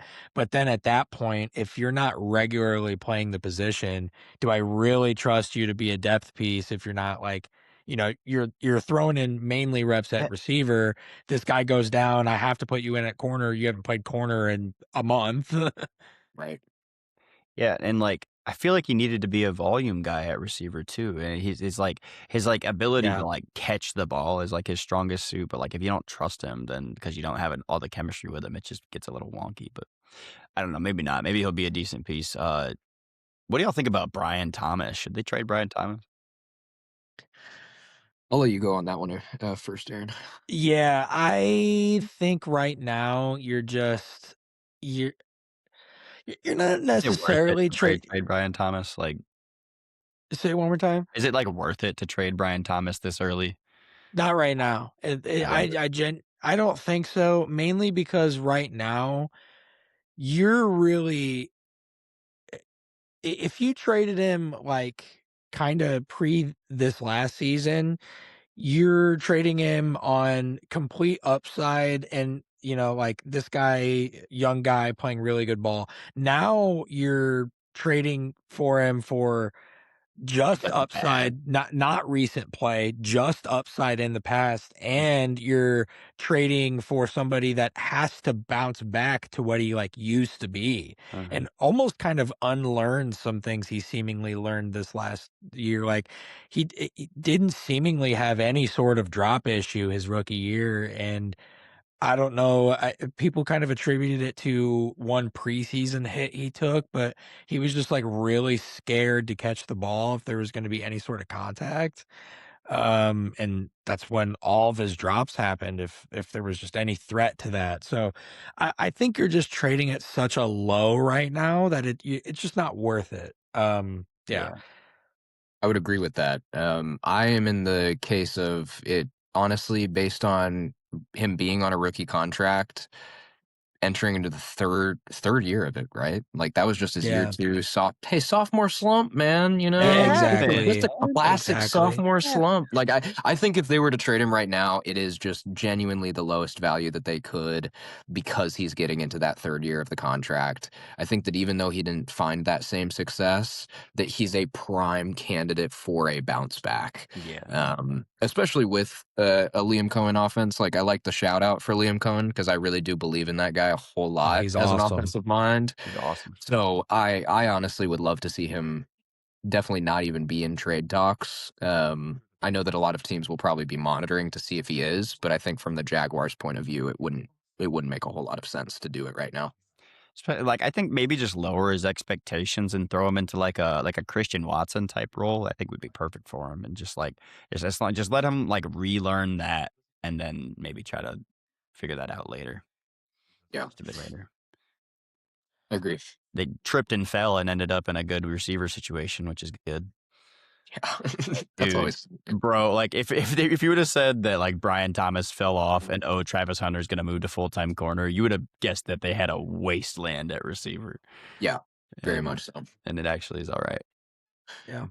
I was gonna make a Christian Kirk joke. Bring him back. Oh Bring yeah. him back. Come back, Christian. Oh man. Where do you think ETN should go? And do you Ooh. like the backup? What's his name? Tank Bigsby. Yeah, they had another like a young guy. I can't remember his name. Yeah, Oh, I can picture I don't remember his name. It's LaQuint Allen. No, Bashul Tootin. him. Yeah, oh yeah. He runs hard, dude. I was surprised. he's Kinda shifty too. he looked like a Thomas Rawls back in his like 1 year. I remember I thought that dude was about to take the fucking league, dude. Yeah. So Travis Etienne is a really weird player for me because I feel like he goes through so many ups and downs. And it's not even like they're the highest ups or downs. Like he's just consistently performing differently each game, I feel like. And I don't necessarily think that he feels like such a really solid receiving type back that I think that he's going to absolutely get a lot of looks from a lot of teams, but I always have trouble nowadays valuing any running back in the market. Like I just have no idea where front offices are going to value running backs. So I don't necessarily see him being somebody that's going to be highly sought after at all, just based on his position. Yeah, he'll be a chief if we're lucky. There you go. Like, Honestly, I could see him as a chief. I like I that. feel like anytime a running back is a free agent, people throw him on the Chiefs. That's true. Well, no, Jeremiah Love's gonna be a chief. True, I forgot. I bet. Oh, He's totally gonna fall that far in this terrible draft class. Yeah. Dude's gonna be a Brown or something. Something stupid. Make me mad. For the sake of time, I think we can move on if you got, unless you guys. Well, we do have a few teams on here. I don't think we really need to say much about it all. So Yeah. I'm not super worried about time right now, but want to be kind of cognizant. Right, like Texans, what do? They got -4 million and they're losing like a bunch of nothing. Nick Chubb, Braxton Berrios, Trent Brown, who's kind of a loss. Their cut candidate, it basically just Joe Mixon, and Yeah. they need basically a whole offense, I would say. Yeah. Yeah. I'm thinking defensive line for the Texans to help complement their outside guys because their outside guys are incredible. So I think getting something on the inside might be where I would potentially focus them in. But I don't think that I have anything like I know that we kind of mentioned wide receiver potential for them as well. Yeah. Which is hilarious too, because I remember like 2 years ago or something, it was like Dude. they've got the best up and coming wide receiver core. Yeah, they But were like called the best trio or something, which I guess technically like Tank Dell is going to be coming back probably. So true. I don't know how effective he's going to be. Yeah, that's true. I think they're Was gonna be they're gonna be just they're gonna risk it. They're gonna hope for the best with him, honestly. Maybe roll with like Jalen Noel or something. Try to get those young guys going because they Yeah. have a couple of guys that they really tried investing in. So maybe they do just a year and a dream. Yeah. I don't think I have much else though on the Texans. I think I'm pretty I firm that I think they should go interior defensive line. That's basically where yeah. I'm. It's a good call. They're losing It a couple. So. Yeah, and they're really gonna be banking on just CJ improving. I made a little TikTok to supplement our Yeah, I think about non-episode mine. last week. Um, I a lot of CJ Stroud trade rumors and stuff like that. I'm not buying that, man. I'm just not. I think they came out and said that no, that's stupid or something. Okay, And it's good, like, yeah, it good. would I'm be pretty glad. stupid, but Yeah, there was a lot, man. I yeah. was even shout out if you're coming to the show from that TikTok. It actually got a decent amount of traction, and I was like, "What?" What'd you hit, And buddy? I didn't see well, it. I didn't see, but last time I checked, it was like 400 or 500 views or something like that, and Ah, people Heck yeah. commented and stuff like that. And I was like, "Yeah, why does this have traction at were all? you Why are rage people?" baiting them? You should start rage baiting them. No, no, rate, no. I think that might be I my entire TikTok presence is just, rage should the bait. Bengals trade Joe Burrow? Yeah, right. I think he'd look good on the Packers. Where should Joe Burrow go? But yeah, I'm not buying that at all. No, No trade. And then honestly, and then moving on to the Titans, I really don't even have much dude, here. what a year to have 100 fucking million in cap space. Wide Nobody receiver. Yeah, that's really the only Hey, thing there's I'm gonna nothing. throw out here. You really have to get Ward some weapons. Mm-hmm. And really hope that the O-line like develops itself. Like it was supposed to. They've gotten so many pieces for it. It was supposed to pan out with like the way that the coaching staff was fleshed out, and then it was just nothing. Like you kind of hope that though, like you bet on the right guys and the wrong staff. Hope that gets a little better, and then maybe do something at receiver. They can save 13 million cutting Calvin Ridley. Probably shouldn't do that. I mean, he was ass last year, but there's They what do need you him. see? Yeah, they need him that badly. Did he win the Choppy for least valuable player? Probably fucking should have. I think he I don't did. think he was even mentioned. He was so unvaluable. No, I know I mentioned it. I know he was on my list. I hope so. He should have been on there. That dude sucked. I'm pretty sure he was on my list. Dude. But People talk about Kyle Pitts believers in fantasy. Calvin Ridley believers in fantasy are a whole other breed, dude. I fell for that like once, and I'm like, no, this guy sucks. Yeah, that's a tough hill to die on. On the Calvin Ridley hill. Falcons weapons. Yeah, they are. Oh, At least Drake London's sick. Yeah, he is dog. The London dog. They are losing Kevin Zeitler.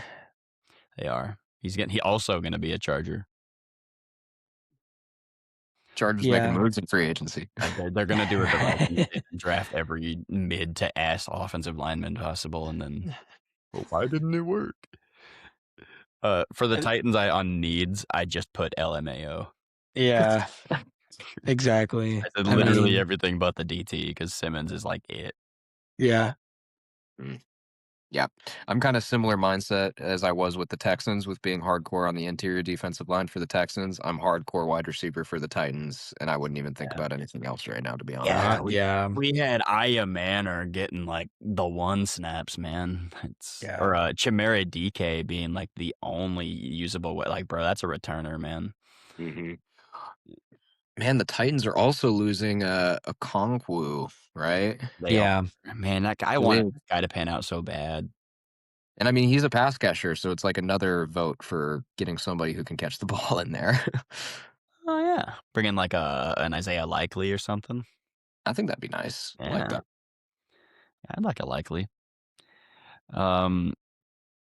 Yeah, Titans suck. I think they probably should like wait maybe a year before doing a bunch of spending in free agency. But you plug a couple holes here, don't spend the whole thing. It's not really worth it this year, and come back next year with a vision. But Robert Saleh is the coach now. They might have a quick turnaround on defense for all we know.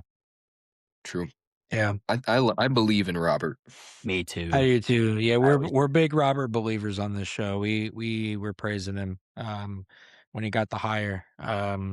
I was I'm praising him when he got the fire from the Jets. I was like, "What are y'all doing? yeah, I'm Stupid." excited to see what he can do with this poverty ass team. We can move on to yet another poverty ass team because I don't think we'll have much to say on them. We'll be moving into the AFC West, the Raiders. Let's Uh, go. I honestly I same situation basically. I wanna Uh, take this to a certain place. How do we feel about Fernando Mendoza with Clint Kubiak? okay. I Like, I mean, we haven't I watched, like, a whole lot, so this is, like, first impression stuff. We all watched the college stuff, but I want Sean to take this one. So I believe in Kubiak a whole decent amount as an offensive mind. I don't think that he's truly. I mean, I could totally be wrong. It's hard to predict coach type scenarios like this, but I don't think he's truly that guy leading a whole building.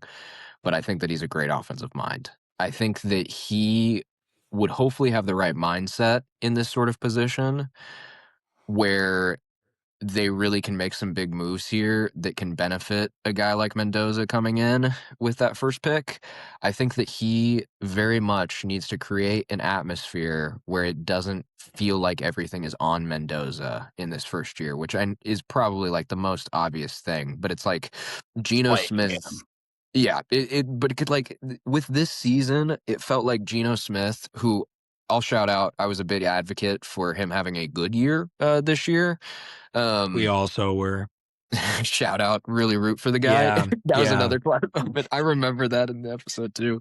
But I think that he, Me too. I loved Geno on the Raiders this year. yeah. We were praising all that before the season. yeah, and it's like as silly as it may sound now, looking at how the year has panned out, I think they could bring him back so that it doesn't all have to be on Mendoza. If Geno's potentially willing, I think that bringing Dang, Geno I don't back wouldn't be know. a bad idea.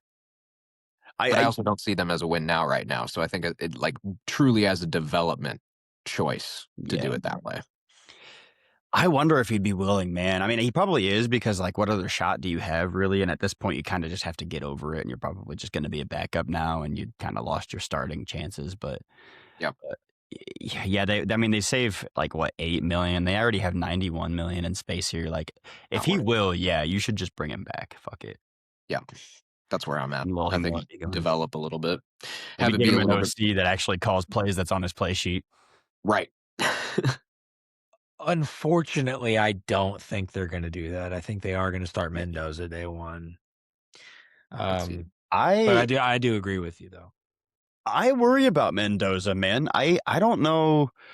I don't know how much I like him going into the NFL. Like, I think he was fantastic for what they needed at Indiana, and he like, dude, he went on an absolute tear at the end of through the playoffs and stuff. But Yeah, I feel like a lot of his big time throws was big time catches, really, like from the boundary receivers, and they're not like elite guys, but they made great catches during that yeah, run.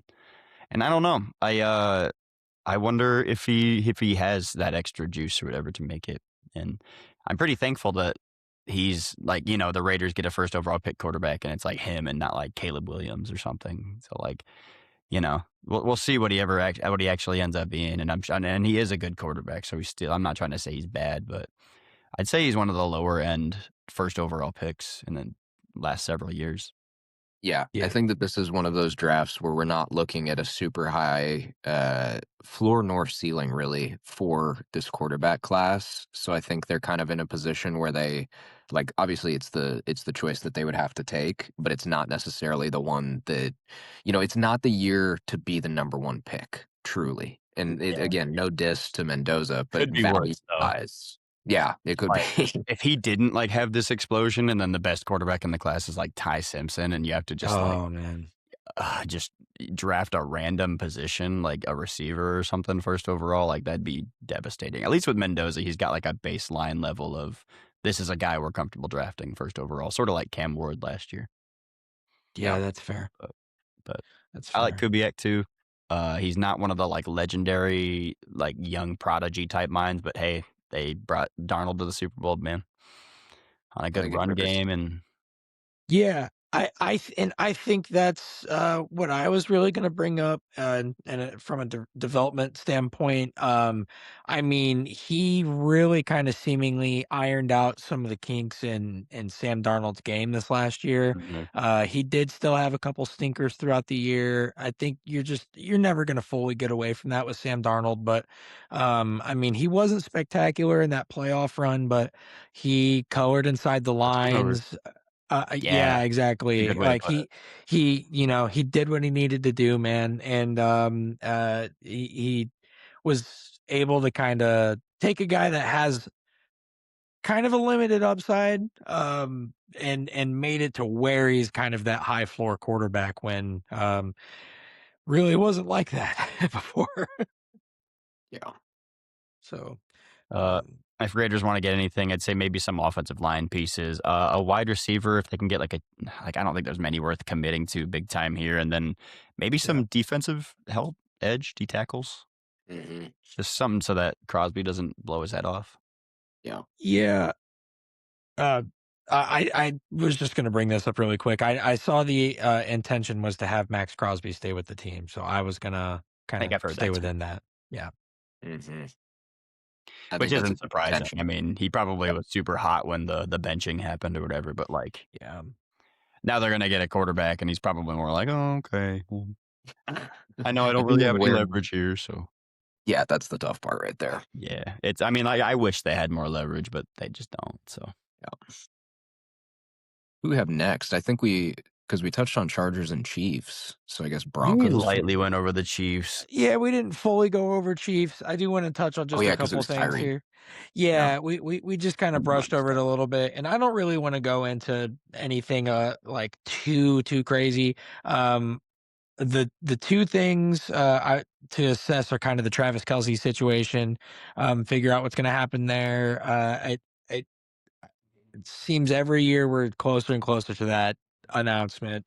It seems pretty imminent right now. I could very easily see him signing a 1-year deal coming back. Yeah. Very much so. And I do see. I'm going to say personally, for me, the biggest area of opportunity here is running back. Obviously, especially with Kareem Hunt, Isaiah Pacheco, and Damian Pierce all being free agents. Oh yeah. It's reset time. And you've got a couple options, some free agents. There's the Jeremiah Love thing. I don't think Jeremiah Love is falling that low. I don't think Kansas I'd be City is pissed. necessarily. I don't think they're ruling out trading up. I mean, you never know. What do Yeah, you what do maybe. you Especially in what a do you bad guys? class, like, if you want a good player, like, you're already this is the only time you're probably gonna be top 10 in the Mahomes era, like, you may as well make it a top 5 pick. Yeah, Yeah, and you probably don't have to give up like an insane amount of stuff. I mean, mhm. maybe find somebody that already has running back figured out and see about swapping into where you could maybe grab him. But wait, yeah, how do you guys think they address the running back situation? Kenneth Walker would be cool, but I don't think they can afford it. I would imagine probably in the aggregate again, I would have to guess, like, maybe they get somebody they seem like somebody who might wanna get, like, a veteran, like a Kenneth Gainwell type guy, knowing that he's, like, reliable, and then pair him with somebody else, like, maybe, like, Dowdle or, just a cut like, if I'm sure they would like to draft a guy, but, you who knows? I'm Be putting them potentially in that position where they just don't want to solidify a primary option and they go by more of a committee Mhm. situation. being a Steelers guy, what do you think of a Gainwell fit with the Chiefs? I think it's awesome that Aaron Rodgers got his guy that many touches that he is seen as an option like this because I don't think he should be, to be honest. It really was a crazy outlier season, man, like, he's Yeah. he's Yeah. he's gonna end up somewhere random, and I just wonder if it's gonna be the Chiefs. Yeah. I think that so I guess like my perspective is that I think that he could have a lot of success there as long as they use him in literally the same sort of capacity where you're giving Yeah. him runs where nobody on planet Earth thinks that he should get runs and then you're using him in gadget plays that are almost predictable, but he's just making plays because he somehow is. Nothing to Like lose. I think he has to be in the exact same sort of scenario to see that the same sort of success. He's got to be fed. That's Yeah. probably true. They can't do a whole lot because they suck and have bad team building. And I think if they're to look elsewhere, though, I am curious what they might do for the defensive line, because I know that there's like been talks of potentially restructuring Chris Jones's contract, and Karlaftis is like the only guy who seems to ever be in the other side of things in terms of like positive rush ability. So I feel like that might be an option for them as well if they maybe don't go free agency for a bigger name running back, that they could go maybe edge rusher. I can see Eh, edge rusher. They proved last offseason with the Joe Tooney trade that they're not against trading a guy, even if he's a long-standing, really, stand-up type Mhm. player for the team. They have no issue kind of moving off him if they need to. So They're gonna I've be hurting even that seen. tackle, man.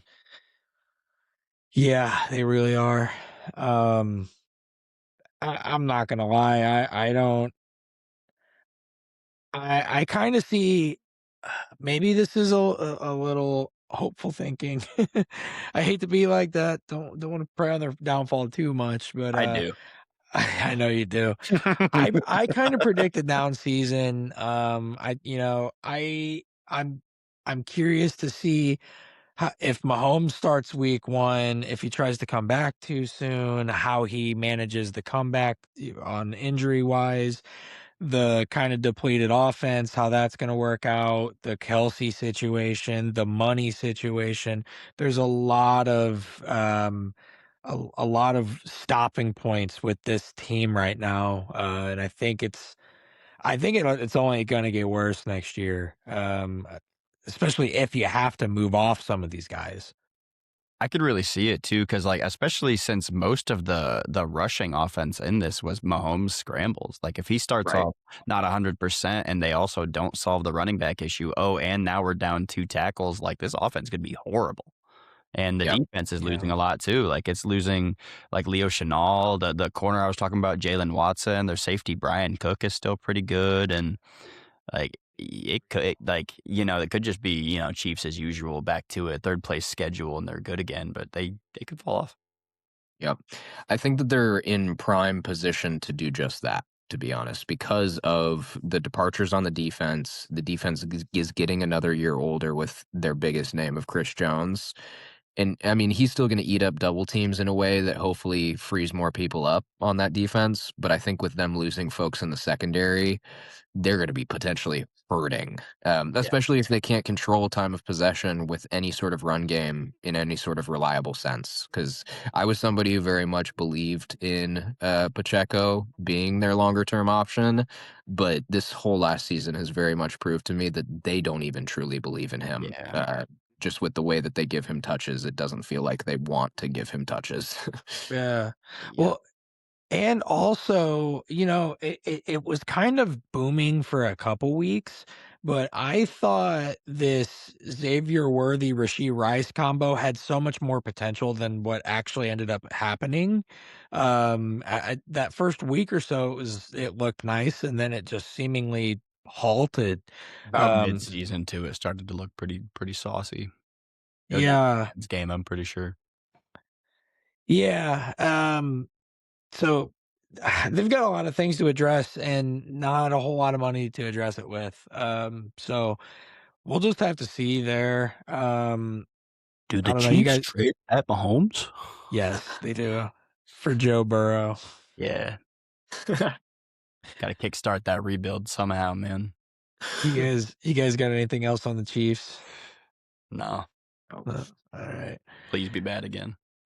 Uh, so This is a Broncos? fun one here. This is a fun one. The Broncos, you like the what's up with the Broncos? They Yes. got 28 million in cap space and not losing too much. So I think there is such a big opportunity for a splash trade with them.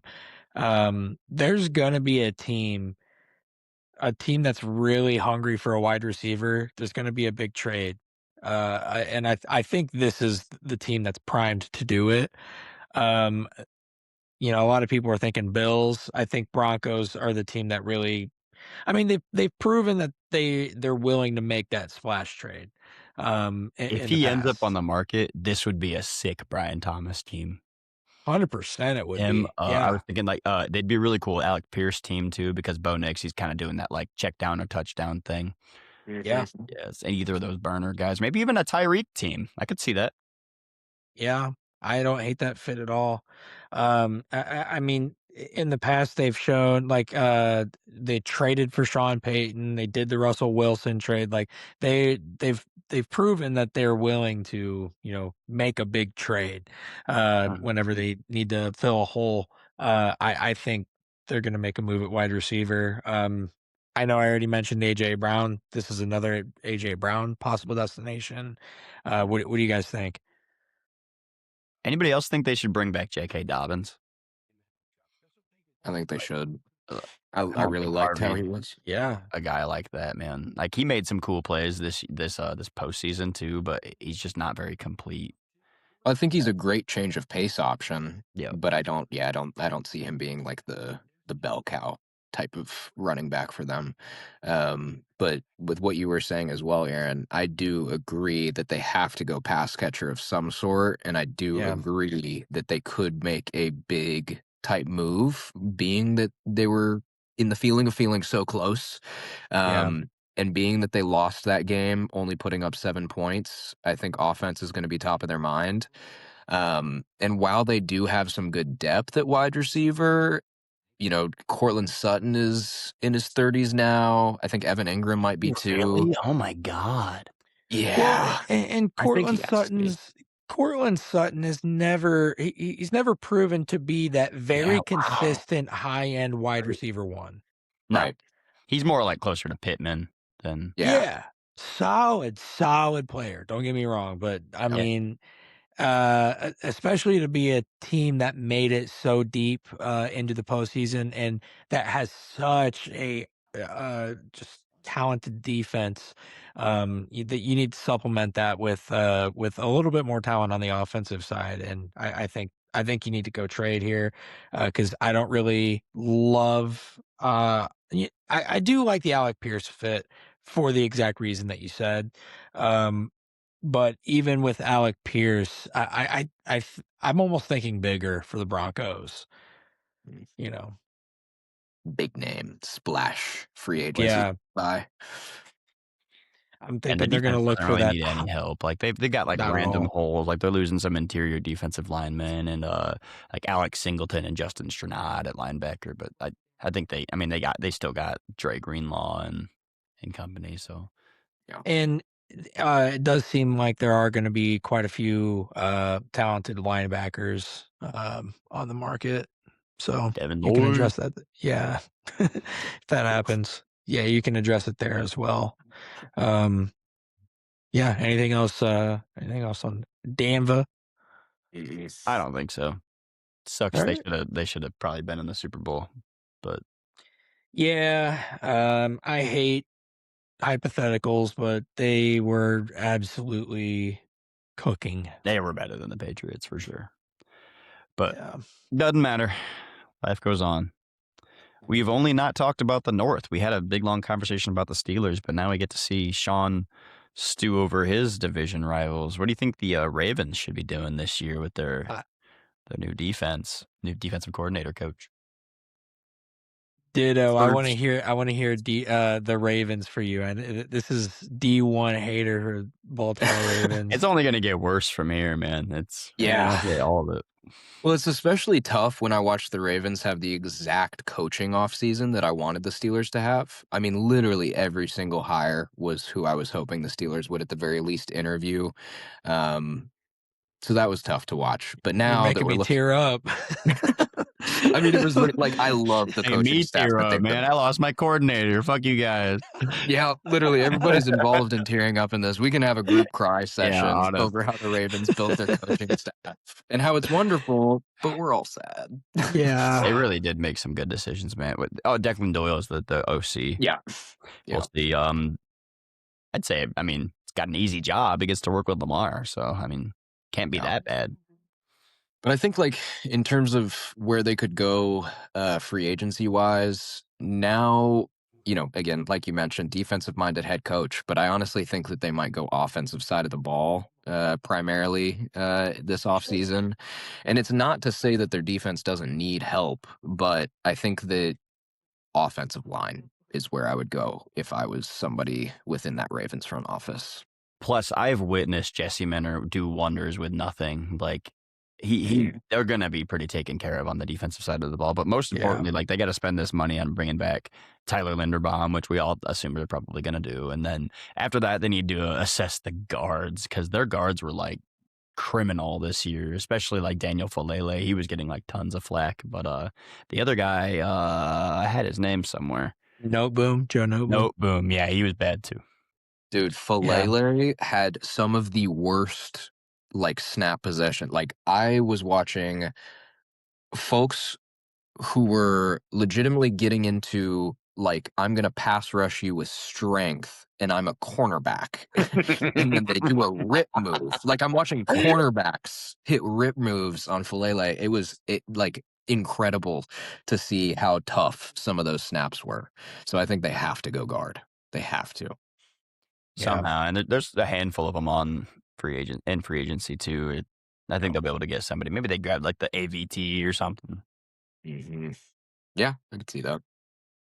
I'm super happy for Declan Doyle. I am very curious to see what this offense is going to look like. I wonder if it's going to look like a Ben Johnson offense. Hard to say. I have no idea. Because the way Ben Johnson talks about Declan Doyle, it almost makes me feel as if he has his own mindset. Because he talks up, he genuinely calls him a genius anytime he talks about him, and it's like, saying something like that, it almost makes you think that he and Ben probably don't have the same mindset, seemingly. Maybe I don't know. We're just gonna have to see how this offense looks. I They said they're gonna try to let Lamar pass mostly. Like they're not gonna try to get him to run, which not shocking. He's kind of turned into pretty strictly a pocket passer, but yeah. Curious to see what happens there. Curious to see how they kind of address this receiving situation. Because I think maybe they'll that's do it something, 1 year. right? Well, especially now because you're losing Isaiah Likely, and he was a big part of. Oh, dude. I just realized this is the Mike Evans team, 100%. Honestly. Actually, yeah. And it wouldn't be a bad decision for the same reasons I said No. about the Chargers. Like, yeah, I mean, they need an outside guy bad, Yeah. and they And love Zay their washed Flowers is up veteran. fine. Zay Flowers is fine. He kind of showed out this year in the sense of just showing that he can very consistently get you to a certain level week in and week out.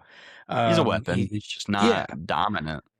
Not at all. He's not a one. A very fine receiver. He's a pretty high end wide receiver too, I would say. Yeah. Because just from his consistency, I just remember that was hilarious. I think he had like 8 or 9 straight weeks with like at least 65 yards and no touchdowns or something. It was something like that. Animal. Insane. Something crazy like that. But yeah, I think they do need to address it this year. But that's kind of obvious, low hanging fruit. I completely missed that they extended Mark Andrews, man. How did I miss that? I learned that looking this up today. They extended him back in December. Like, why? He's been in like trade rumors the past couple seasons, I thought. Yeah, last year. I completely thought Isaiah Likely was taking that spot over. Too. I was fully convinced of that last season. And Yeah, here we are. I feel like it's the consistency of Mark Andrews that they love so much. Like he is just a great all-around sort of tight end. Like he's definitely losing some speed and some route running ability, but he's still going to be an overall solid, reliable pass catcher. And he knows that offense super well too. I think he's really instrumental in making a lot of things work within that offense. Well, and they probably know it's his last extension. Yeah. Let him play it out. Maybe they'll find another Likely. Maybe they'll bring Likely back. I doubt that. I mean, it kind of just So We'll just have to see what the market is for him. Yeah. I like Owe for this team. I mentioned it earlier. I Yeah. mean, he was bad there before, but like that was obviously with a different team. And then he went over to Jesse Minter's defense and was sick. Like, just bring him back. You know who he is. He proved it when he went back, and I'll see if Yeah, he wants to go there, play for his coach. that's a pretty good alignment, I think, for obvious reasons. I mean, he He's just like wants to stay in that system. the Cam Newton picture, the I'm back. Eh. Well, it's exactly the J.C. Jackson situation when he was cut from the Chargers and just immediately goes back to the Patriots. Just, I mean, Whoa. He went back because he sucked. well, Always going back because he's good. that's fair. That's fair. But those guys like familiarity. Yeah. So anything else on the Ravens? I don't think so. Get a guard. Right. I say we move on to the Browns because I don't want to end on the Browns. That's really good thinking, honestly. Yeah. They're Just losing their entire offensive line, bro. be a better Bro, team. poor Shadur. The lengths they go to sabotage this man's career. Batonio's the only one you're even sort of upset about. Literally. Tevin Jenkins, wow, Bears legend. I've heard some positive opinions about Cam Robinson maybe going forward, but he's a good fit, like stopgap guy. You're losing Njoku, but you already got Harold Fannin. That's already figured out. Nice. No big deal. Yeah, we're it. You take this team over today, Sean. What are you addressing first? 100% offensive line. You have to. 100%. Can't afford that at all. The funniest thing about it is they have $3 million in cap space. They have like 0 cut candidates because they just the way that they structure their contracts. They're just fucked. Yeah. Just running it back with Watson again. I think they're very much in a situation where they must build out the offensive line because all the guys you mentioned, and then I think Wyatt Teller also in his 30s. I think he's a free agent. So it's like they're losing a lot of the guys that were staples staples in a sense of what that offensive line has been. So I think they have to address that, especially if they believe that what they have at QB is going to be consistent moving forward. They're another team that could just like use an entire offense, really. Like they got good running backs and then Harold Fannin and then like it. And I think Jerry Judy's like he's like a guy, but like he's the only usable guy. So he ends up with like a little bit more numbers, but they don't have really anybody serious there. Who, extension of the question, who are you viewing as your starting quarterback right now if you're in charge of this team? Me, I'm saying Shador for sure. He's my guy, and I'm running with him. And I'm believing. Could you imagine they try to run with Watson and he has like a sneaky like Bortles gear where he's like kind of good, and then they just end up in a Watson trap? No, I think it's Shador too, but I mean, but for how long? Yeah. If that happens with Watson, I will genuinely be upset. No, Like, I would mean be me so too, mad. but I don't because he'll wanna earn another contract and then I'll lose sleep because he's a monster in a bad way, folks. That's where I'd have to go. Just to clarify. I don't mean he's goated with the sauce. I mean he rapes women and is terrible. Yeah, no, it's like Shadur's not even like talented, and he also has no help. So it's like, yeah, he'll be the starter next year, and then after Monken goes one and done, and they'll figure something out after that. But Yeah, and to be clear, when I said like consistent at QB, my long term here is very short term. So when I'm saying consistent and I'm thinking, years in advance here, it is minimal years, like short term, 2-ish years. they'll let you take advantage of him and get him beat up. Yeah, for real. Yeah, my goodness. Poor guy. I honestly don't have anything else. I think the Monken hire was nice. But I think what they did with Schultz was just stupid. Schwartz, yeah. Yeah, whatever. That whole situation was so stupid. I mean, viewing like not really even taking candidates if somebody doesn't want him, and then he just walks out because you didn't give him the job. Like, oh, Like, did you not discuss this with him prior to or something? Like, dude, they had him as like the head coaching candidate the whole way through. He thought he was going to be a coach. Like, why are you doing this?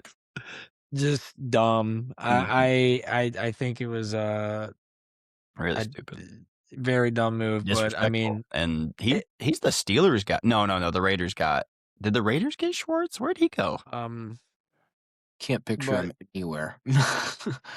yeah, I don't, because that was all late stage stuff. But I do still like the Monken hire. At the end of the Yeah. day, I still think it's solid. But how you landed there is a little off putting. But whatever. We move. Can't have on. Yeah, Doesn't matter. we have anything else on the Browns? They suck. Moving on. Yeah, I Uh, genuinely don't care. Isn't it funny how Yeah, fast we got back to that, to just like they're not even worth talking about? It was like a couple of years. It was a Yeah. couple of years, big splash trade for Watson, and they have no talent again. Great. Just The like Browns is the Browns. Browns. How about We the can Bengals? Yeah, we can end Yeah. on the Bengals. Where's Joe Burrow getting traded, Sean? he ain't having fun no more. The funny thing with the Bengals is my answer is not very specific. My answer is generally they need to focus on the entire defense. I Bad watched defense again. some of the worst defensive performances I've ever seen, and that secondary is atrocious. Aside from DJ Turner, that dude is a beast and honestly holding his own on what is an absolutely atrocious defense. I think that they absolutely have to focus in multiple different places on that defense, but that has to be their focus. I think that it's like it's unfortunate that like their interior line almost kind of needs some attention too, like still, but they have the Did they ever fix anything? right. Well, because like one of their guys who they'd had for a while, Ted Karras, however you say his Either one. last name, I know that he's getting older. So I think that even though they have 100% some things that they could do on the offense to help Joe out, I think that they have to focus on the defense heavily this offseason. Yeah. They need more talent. They just don't have any guys that make splash plays or anything like that either. They surprisingly have money. They got $53 million, and then a couple cut candidates. But yeah, I think you're right. I mean, they could really afford anything on defense, and maybe they get a couple more edges to replace Hendy in the aggregate. Get like a Boye Mafe and a Khalil Mack if he would be willing to do that shit, something like that. But Like that. just divide it up a little bit. Yep. I personally kind of wanted them to move on from Taylor in this offseason. But is what it is. Taylor. Moving Oh, the forward. coach. I was like, Taylor. My bad. No, It was yeah. the year to do it. Like that's Yeah. I was really kind of disappointed that they didn't make that move for them. But I think Damon kind of nailed the point about a month or so ago when we had this conversation, just in saying that, a small market team, they kind of have to let these contracts play out.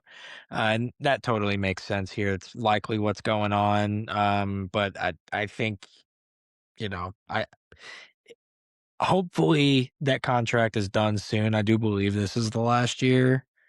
Hopefully.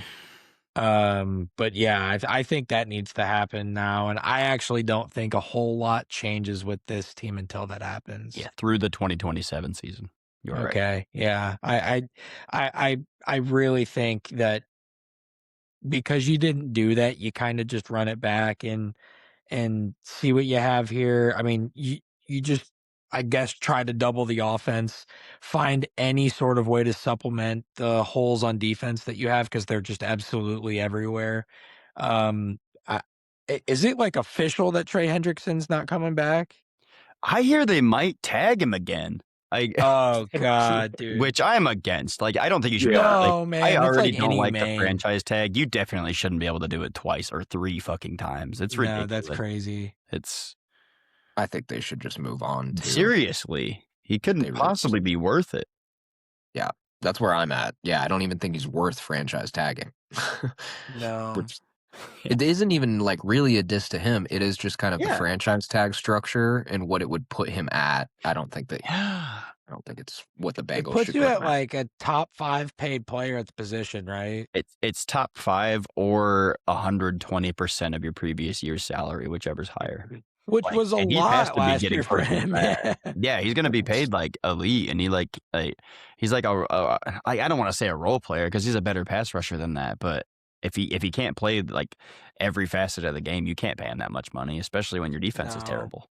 He's really good, and he had a high sack count a couple of seasons ago. But he's absolutely a liability in run defense. Like it's not even like he's not that good. He's a liability. So He very much is. You can't. Yeah. They need defense for sure. Defense and Yeah. keep swinging at the O-line, man. It'll be good one day. Yeah. Poor Joe.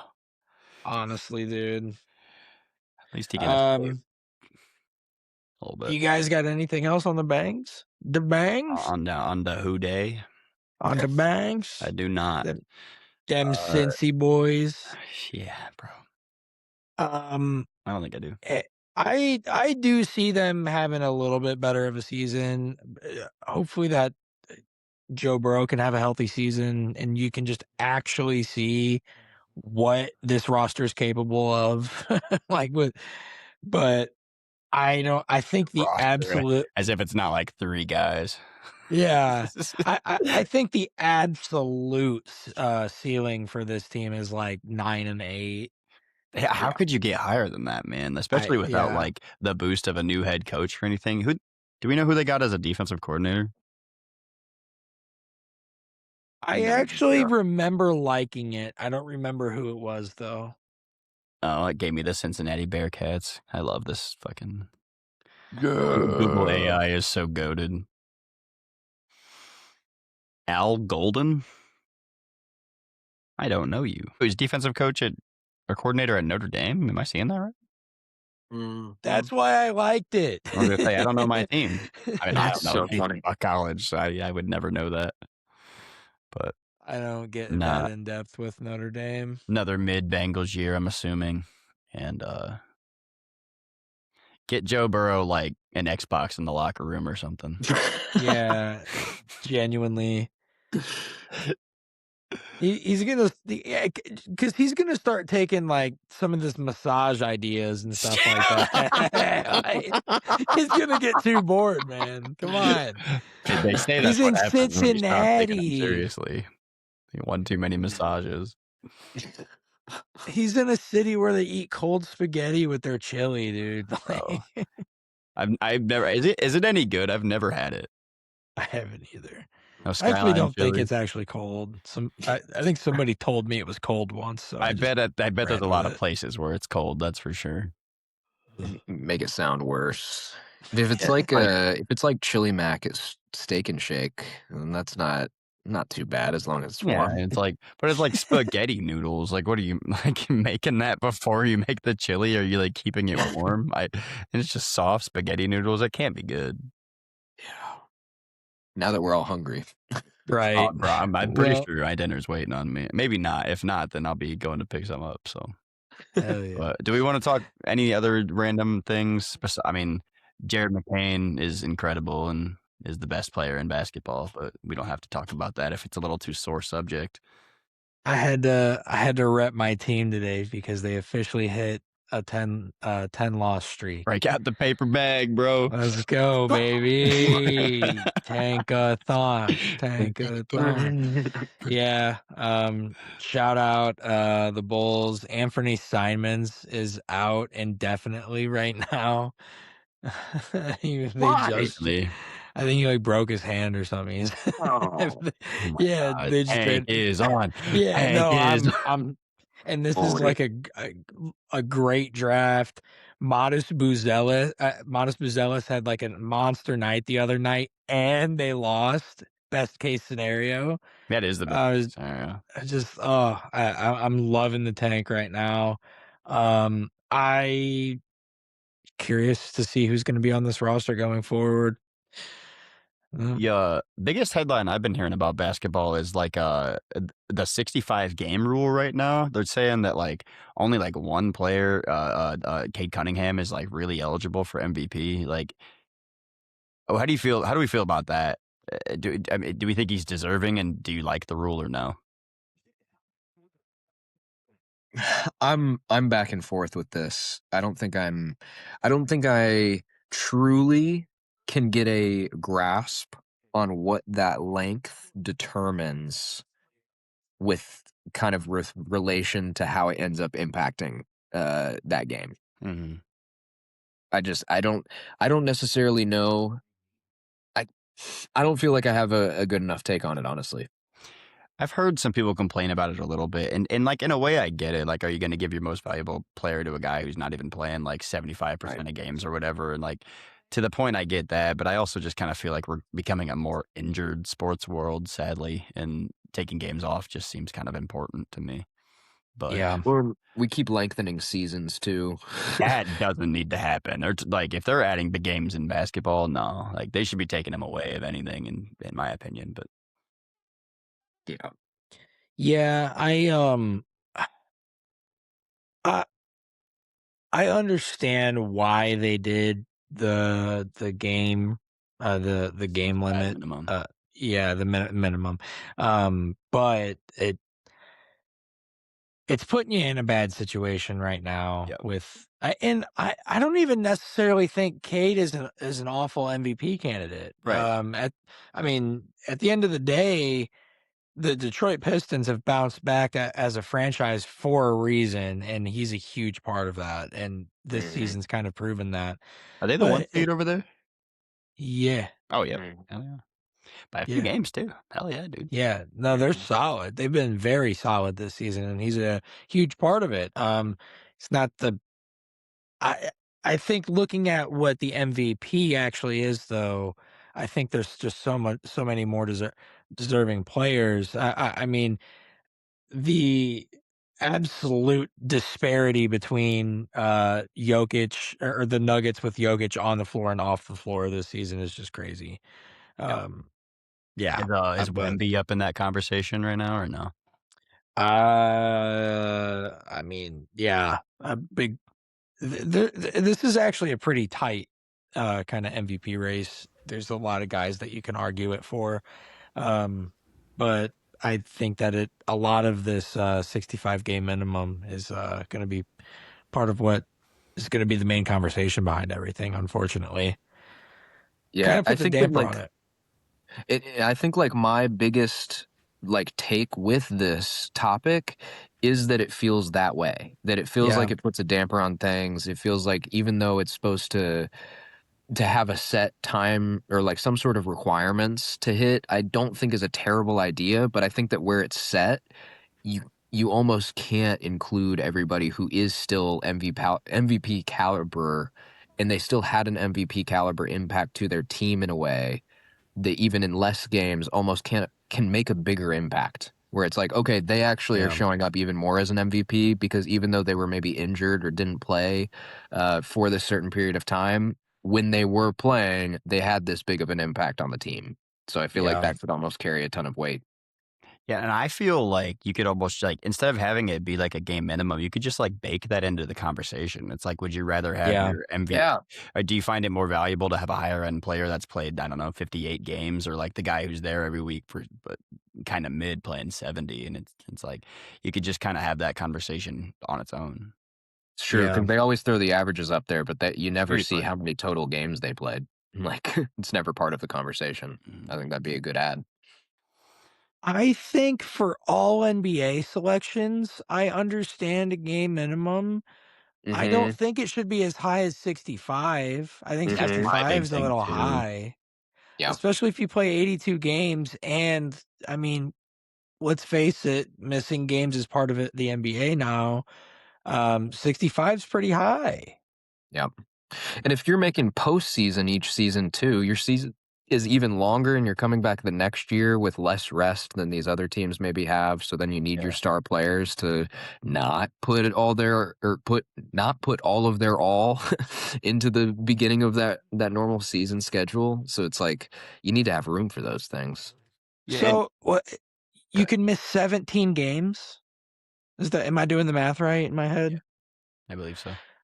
Think about that. That is 1 3-week injury and then, missing back-to-backs the rest of the season. Mm-hmm. Which, because they have so many back-to-backs too, that's where I feel like that 65 is even harder to debate. Yeah. For. Right. I liked your argument with the playoffs too, because obviously any MVP caliber player is like believed to have made a playoff run the year before. Like, right. So then you're like making a smaller pool. Mm-hmm. Yeah. Mm-hmm. Well, and I mean, from the perspective of like when Jimmy Butler was given his all, it's like, dude, I would never like when he was in the bubble, and you got those memes of him leaning over the scorer's table or whatever or I guess it wasn't the scorer's table because it was on one end of the court, but it's like you got players that are absolutely destroying. They're like he's literally taking years off the end of his life for this playoffs run. It's like, dude's gonna have to sit out some back-to-backs next year. Like we need to be able to have players like that for late season runs. Yeah. Honestly, boys, might say it's time to cut for time. We're getting there. We went for a little while. I'm glad we had a lot to cover and we got through it. Heck yeah. Hell yeah, But dude. Had a lot of fun. it was awesome having you on, Sean. Anytime you ever want to come back, you're more than welcome. Absolutely. Heck yeah. No, I loved it. This is a ton of fun. Cool. Awesome. Good. Glad you feel that way. Well, it was awesome chopping it up. We will see y'all next time. Sir. Peace. Peace.